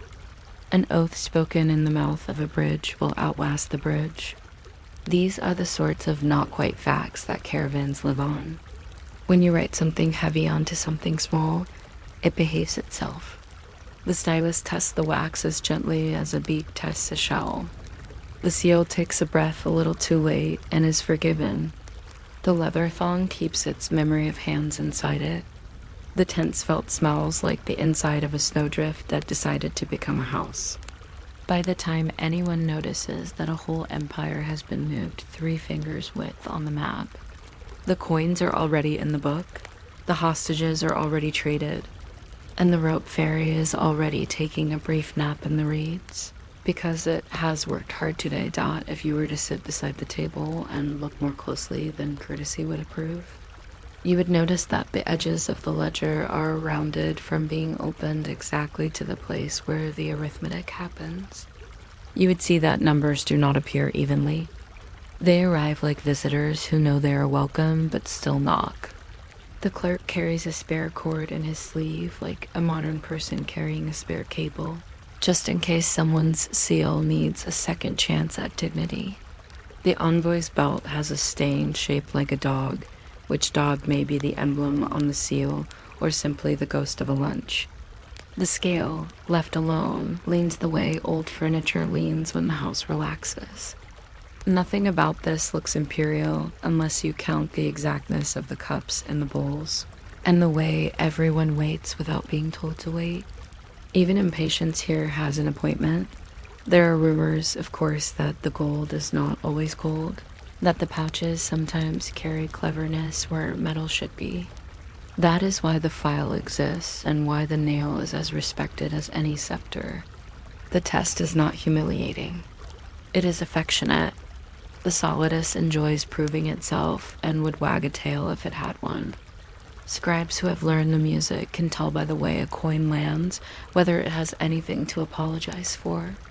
Men who chew on coins are, as a rule, men showing off for children. The real inspectors listen with the same expression you use when deciding if your kettle is about to sing or only pretending. When a doubtful piece is shaved, the shaving is not thrown away but placed in a tiny bag sewn from the tongue of a boot, because metal remembers even when humans forget, and later, when figures need comforting, the little bag will say, "You were right to be careful." Eventually, the message that is also a bill becomes the habit that is also a boundary. This is the part of history that carries its own blanket to bed and tucks itself in. You can lie there and imagine the road repeating itself into a safe kind of infinity. Forward, rope, square, oath, table, beam, cup, reply. The dog turns 3 times because dogs do. The brazier spreads its last heat like a rumor you stop believing halfway through. The scribe draws the new date as if dates were small animals that must be coaxed onto the page. Somewhere far off, a governor is polishing a sentence he hopes will shine more than it needs to.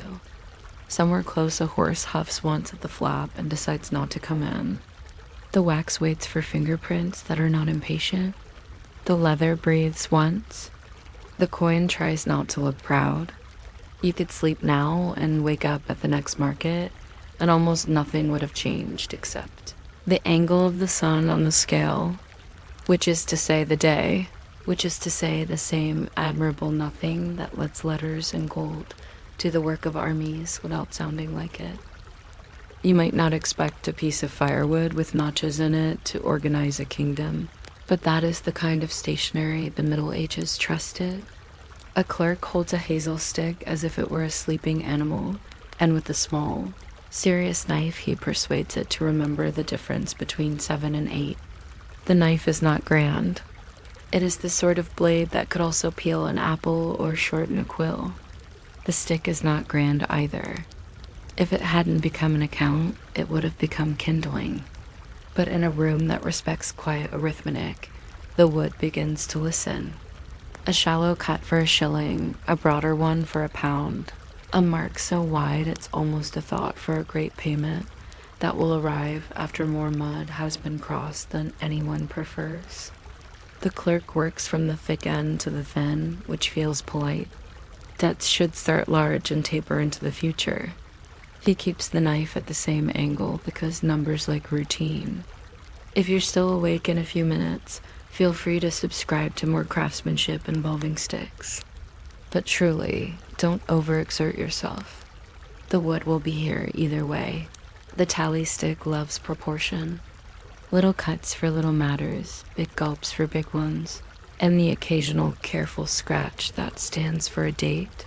The way we now allow a subject line to carry weight that an email body never quite achieves. The wood is green enough to take a clean mark, but patient enough not to splinter into gossip. The clerk measures with his thumb because his thumb has never sent him a bill. He leans the stick against a ledger that has opinions about ink, and then does the one magical thing this system is famous for and somehow still shy about. He splits the stick down its length. A gentle crack, not a violent one, like bread that wants to share. The two halves fit each other the way a word fits its echo. One piece, the stalk, goes to the exchequer or its cousin. The other, the foil, stays with whomever has promised to eventually turn numbers back into metal. If you own a mortgage statement and your bank owns the same mortgage statement, you have met the spirit of the stick. But the stick would prefer to meet you in person and smell faintly of winter.travel begins slowly because wood is not a sprinter. The stock is tied with other stocks and kept where officials like to keep important quiet things. In a chest that has outlived several kings and is secured by a lock that seems confident, but is really comforted by the presence of 3. Different keys held by 3 different people who rarely arrive at the same time. The foil travels with the pair, sometimes in a sleeve, sometimes tucked into the lining of a hat, sometimes in a pouch that also contains dried pears and an opinion on road conditions. When the two halves meet again for settlement, they do not greet each other. They simply become one stick in the way 2 lines become a rectangle, and everyone pretends this was always obvious. The joy of matching is so pure that clerks have to remember not to smile at it during serious audits. Imagine the gatehouse where foils and stocks reunite. The air smells of wool, tallow, and the theological confidence of counting. A table has learned through long experience to keep one steady leg over the flagstone that wobbles. The clerk sits, the wooden halves are presented, and the verification is physical in a way modern passwords envy. Notches must align. Grain must align. The warp of a year must lean the way it leaned before winter. No explanation wins against wood that says no. There were artists of fraud, of course, people who shaved here and added there and hoped the wood's memory was short. But wood holds grudges. A misaligned notch is an unpersuaded eyebrow. The clerk lets the halves rest together and they calm, like 2 cats who remember being littermates. A bag of coin sighs onto the table. Someone writes a word that looks like paid, but in a language that favors letters that resemble fence posts. The stick, now satisfied, can finally become what its cousins became months ago, a future fire. Still, it waits. It should be thrown into the brazier, but it is placed carefully beside the brazier, because accounts enjoy a few last minutes of relevance before anyone argues about whether counting with wood is quaint or clever. It helps to observe the rhythm that kept the system steady. Markets cycle. Roads thaw. Sheep have opinions about fences. The tallies follow these curves with a farmer's patience rather than a courtier's urgency. A day of issuing notches is followed by a day of receiving coins, followed by a day of reconciling those two events into a third thing called tranquility. The exchequer's table is laid out like a board game that refuses to include luck. To the left, bundles of old sticks tied with string that used to be a garment. To the right, new sticks that smell faintly of rain. And in the middle, the chests that domestic history always loves, honest boxes with iron mounts. The keys for these boxes are entrusted to men whose reputations can be boiled down to phrases like, not quick, but thorough, which is also how rain writes the weather on stone. The symbols on the stick speak a small language. A notch cut to the bone means a round sum. A notch lightly brushed means a polite remainder. A notch with a tiny sideways tooth means the reason for the whole arrangement. This payment is not lonely. This payment belongs to a series. Please remember its siblings. The clerk mutters as he works, pounds, shillings, pence. The old chant of a civilization that counted by 12s and 20s, because such numbers are comfortable with division. Roman numerals find their way into the margins, but the stick cares more for angles than symbols. He records where the payer lives, or at least where the payer pretends to live when questioned, and where the money will join the stream of other money moving toward useful ends, like bridges that do not sulk in winter and fortifications that dissuade thieves by making them yawn. There is a tenderness in how the tally acknowledges illiteracy without making a speech about it. A shepherd who can judge the weight of a lamb without touching it, a brewer who can hear when a vat is ready without tasting it, both can understand a stick. You don't need books to recognize your half of a broken whole. Even today, a loyalty card with little squares to stamp is merely a tally that prefers ink to knives. We have not improved much. We have only changed the flavor of our stationery. Somewhere a clerk with a slow pen would like you to know that the stick was also a calendar. Old notches remind you of what you used to owe, which is almost the same as remembering what you used to be. If this is too philosophical for bedtime, let the thought wander off down the corridor and open a window. The room will cool to the temperature of linen that has been folded for a week, a favorite detail among clerks, and an unbearably boring one for everyone else is the rightness of hazel. Hazel cuts clean. Willow sulks. Oak argues. Ash flirts with splinters. Hazel listens to the knife and keeps his secret without becoming dramatic about it. The choice of wood is a miniature of government. Choose what holds shape when bored. Choose what does not take offense at weather. Choose what looks unimpressive so thieves forget to look. The sticks are trimmed to uniform length, not because length matters, but because uniformity calms the table. A row of equal things makes numbers feel domesticated. It is the same impulse that makes bakers prefer identical loaves, even though your hunger does not care how symmetrical a crust is. An orderly drawer is an argument for society. When the accounts are busy, the room fills with a tiny fender of knife on wood. Each stroke a syllable, each syllable a reason. You can imagine the clerk's hand growing a memory of the year, lean notches in spring when taxes think about arriving, bolder notches after the harvest when carts complain and barns succeed. Sometimes a stick gets an extra shallow mark that means, don't forget the fee for bringing this money to us, which is bureaucracy's version of a wink. No one complains loudly because everyone has tried to bring money anywhere. And everyone knows money likes to pause and admire landscapes. The stick forgives these delays by quietly growing heavier with cuts, the way a diary grows heavier with weather and meals. Audits come along like rain that has read the schedule. Two halves are presented. The knife and the clerk have a small conversation about whether early enthusiasm overshot a notch. The ledger clears its throat and remembers, in steady ink, that someone named Thomas, or someone named something that later hands will agree to call Thomas, has delivered what he promised when the moon was shaped like that.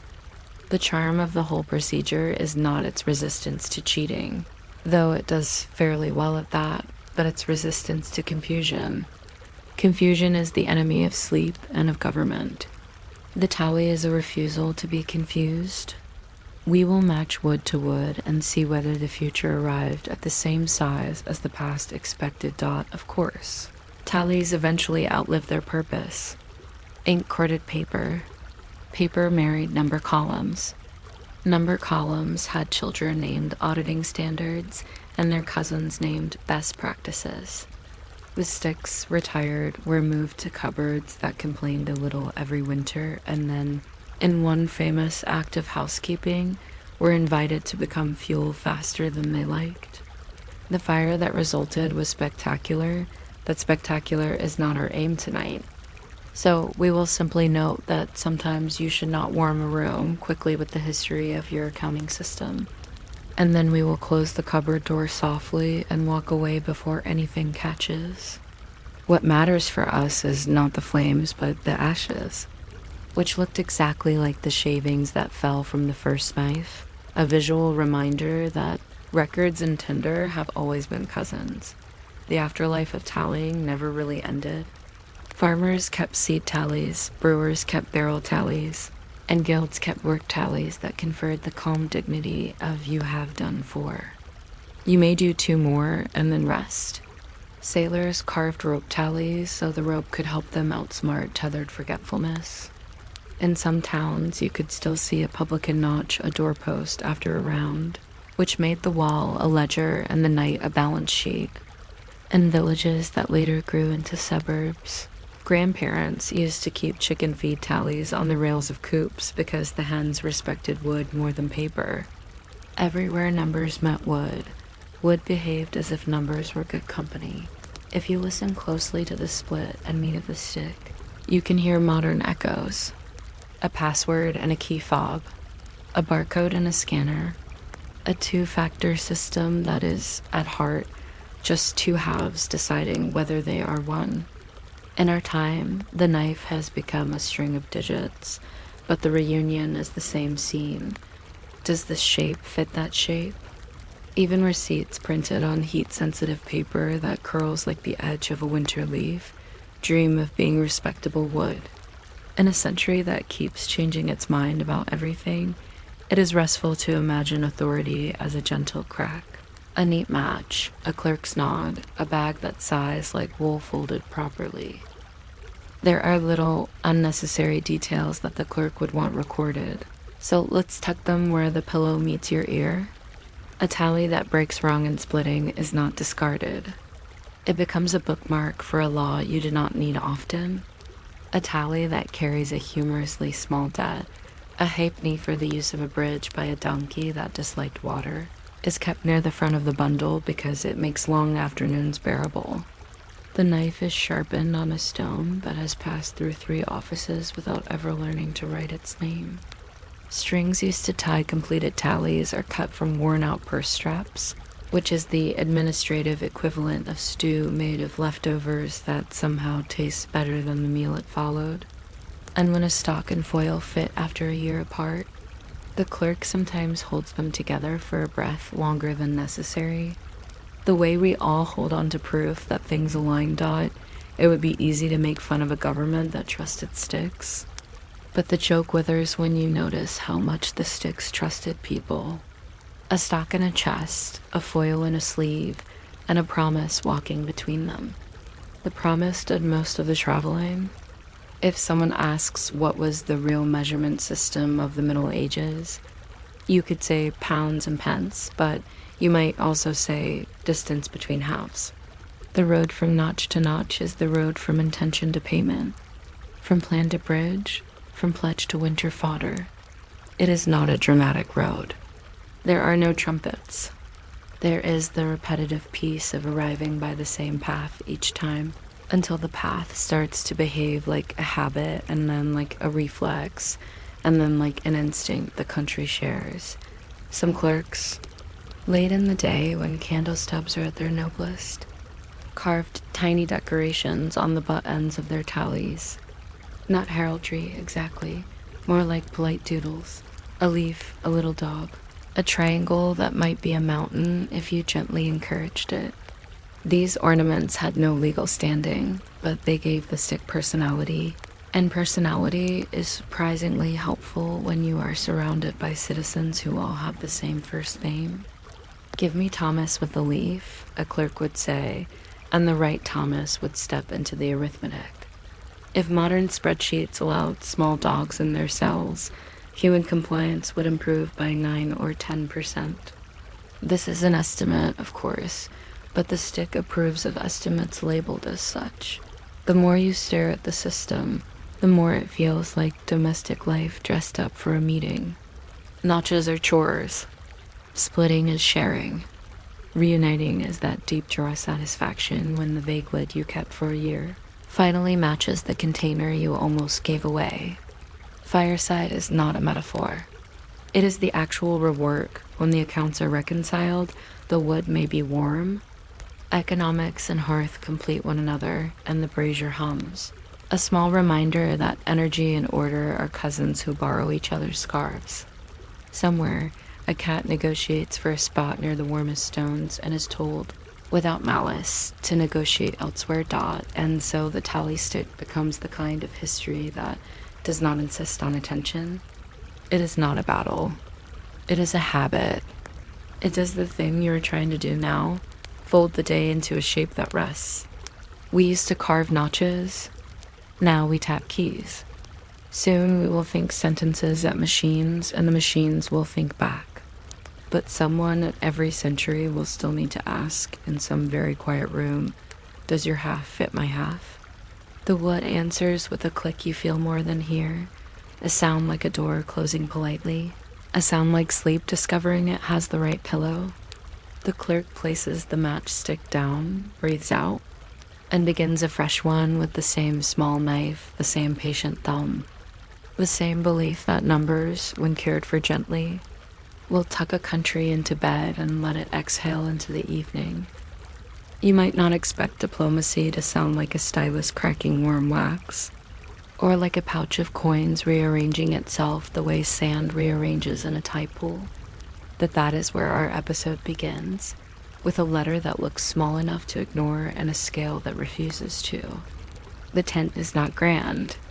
It breathes in and out as the wind remembers the step, and someone has hung a horsehair knot near the lamplight because it keeps the knot from forgetting what it is for. The letter waits in its tablet like a well-behaved biscuit. The seal shines like a modest moon. A clerk whose job title is simply hand that does not tremble, speaks each clause twice, once in the voice of the ruler who owns the problem, and once in the voice of the people who will have to live beside the solution. Writing is fast, but writing is faster in its mind. A translator listens with the face of a person sorting socks, which is to say, careful without drama. Names are chosen for their ability to survive travel. Dates are folded in like salt. The message is cut short enough to fit in one breath because the writer will be allowed. About that much air in the doorway of a suspicious outpost. If you're still awake a little later, you can subscribe for more scenes of wax being decisive. If you drift off before then, the wax will manage without you, which is one of wax's strengths. The letter wants to be memorable the way water wants to be wet. It is written for the tongue, short sentences that stack like felt pads on a saddle.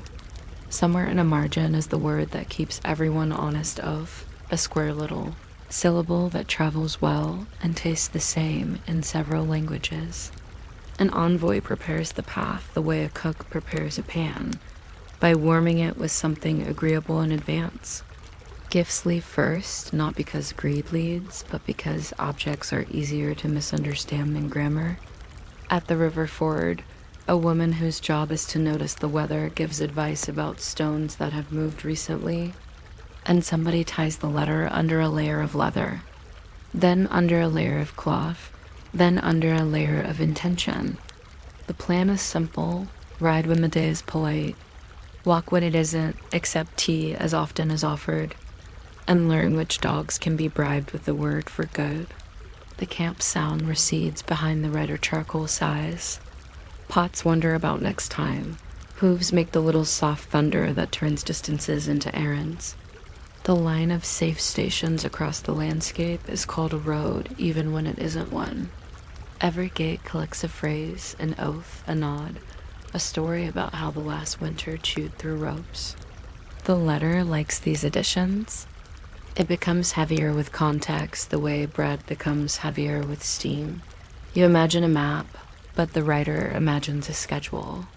There's the crossing by planks that float because they are stubborn, and the bend where the reeds whisper in a dialect, and the market square where distance turns into prices and back again.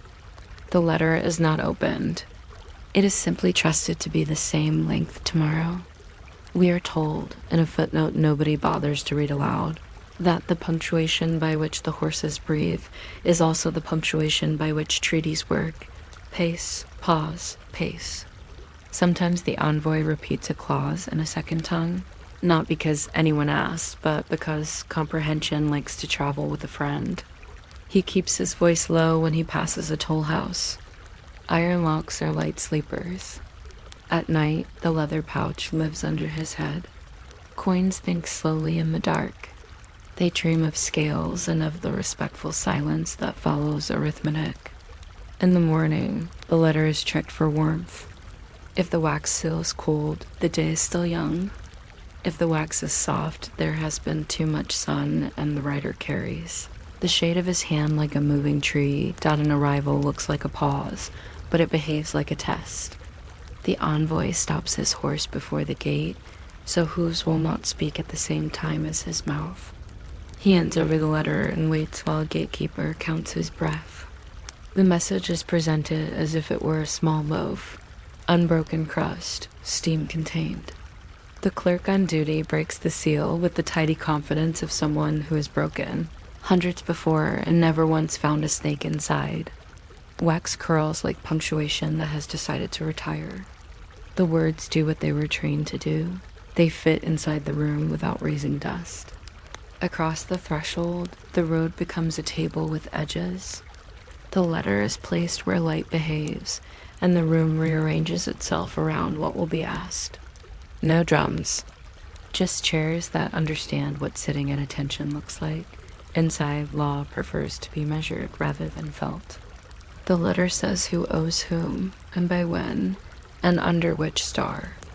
It lists fugitives not because anyone will be caught tonight, but because names want to be remembered by someone other than their owners.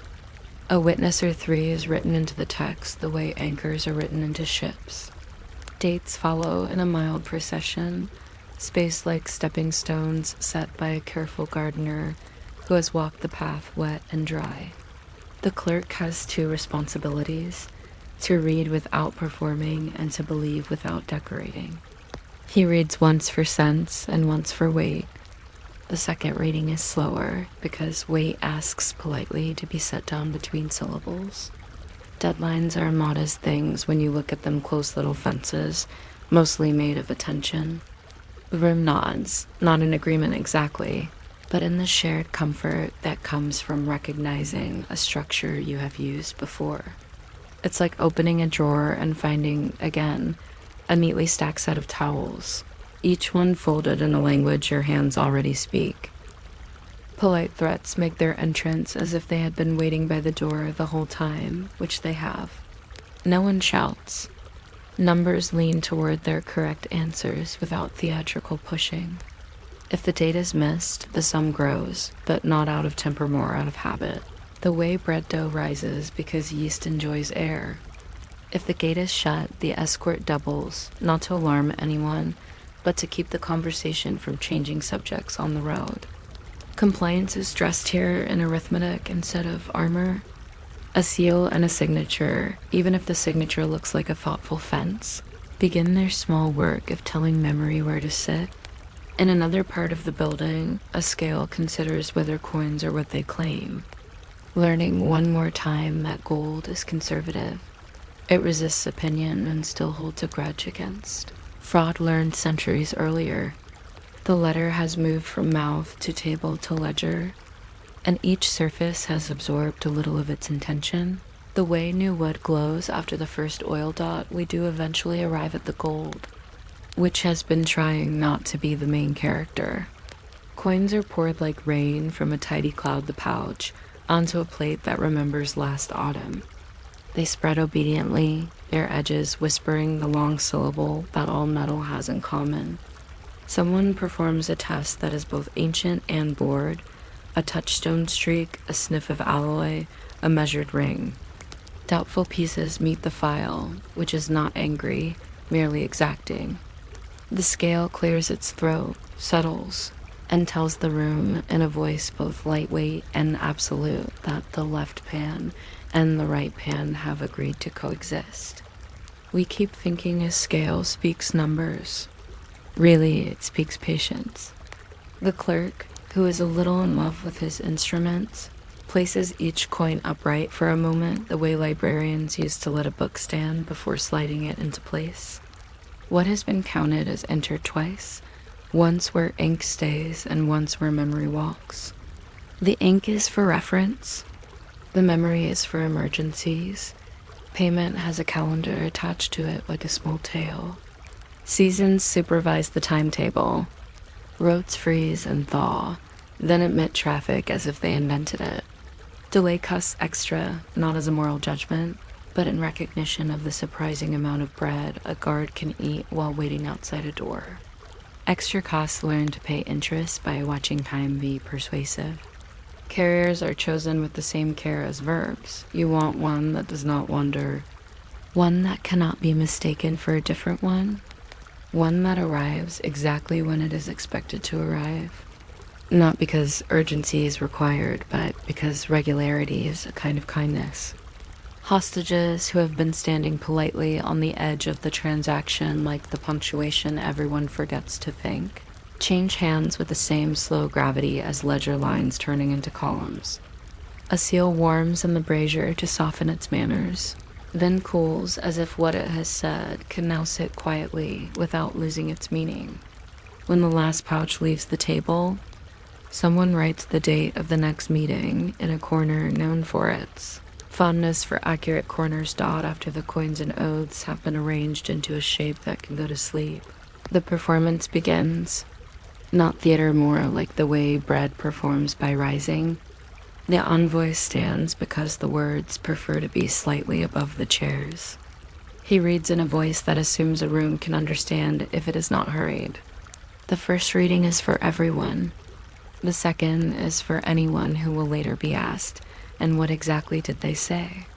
Translators sit at attention with the same concentration you see in people counting stitches. They pause at numbers so the scale can keep up with the tongue. Gifts which, though ceremonial, are also practical, like sending someone home with leftovers rest nearby on a low table, belts, knives more symbolic than sharp, barrels that insist on being called small. The reading ends the way a thoughtful letter should end, with a promise to write again soon, and to write briefly. Measurement, however, is not content with being correct. It likes to be witnessed being correct. A nod answers a line, a cup answers a clause, and then the room breathes out deliberately. The envoys exchange little bows that could be mistaken for next stretches. A witness whose beard is a timeline makes a mark. Someone puts a coin to their tooth as if the tooth were a museum that accepts metal. Quiet spreads. It is not silence exactly. It is something like a library being pleased with itself. The room keeps score without ink for a few moments so that the score can be felt and not just described. Outside, a horse drags a hoof in the dirt, inventing cursive for a language that prefers block letters. Inside, quills are returned to their small beds. We have arrived at that part of diplomacy where everyone agrees to be hungry at the same time. Food arrives because history performs better when fed. On the return road, the writer collects, reports the way a coat collects smells. At bridges, he learns which planks lost arguments with spring. At markets, he learns which measure of grain is presently optimus. At stables, he learns which hostlers have decided to teach their cats the concept of no. He writes none of this down, but he says all of it later in the exact order of the miles, which is its own kind of map. As the light fades, the pouch is weighed again and again by the same hand, not because it has changed, but to reassure a mind that likes numbers to be loyal. The writer leaves notes that are not notes, exactly.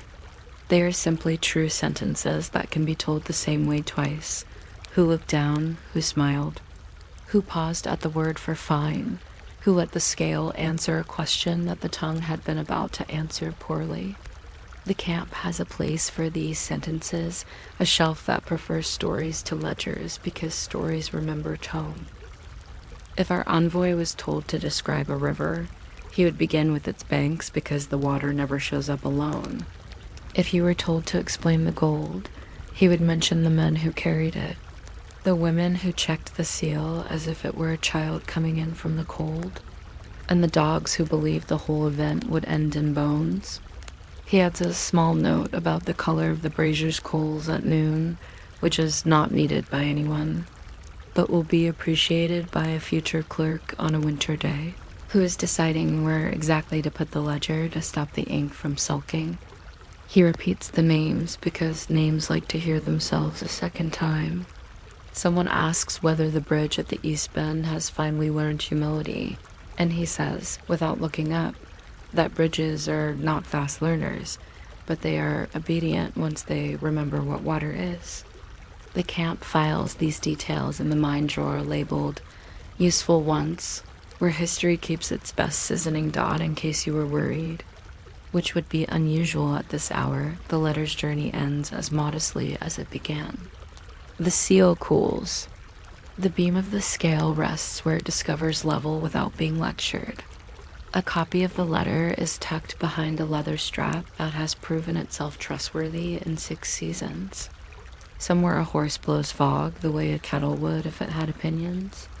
The camp sleeps with its promises intact, not because anyone is noble, though some are, but because everything has been done at the speed of understanding. There were claims and deadlines and witnesses, and none of them raised their voices. There were coins that disliked theater. There was a road that offered stations at the distance of a deep breath. There was a reading in a quiet room and the odd, satisfying moment when numbers and mouths agreed.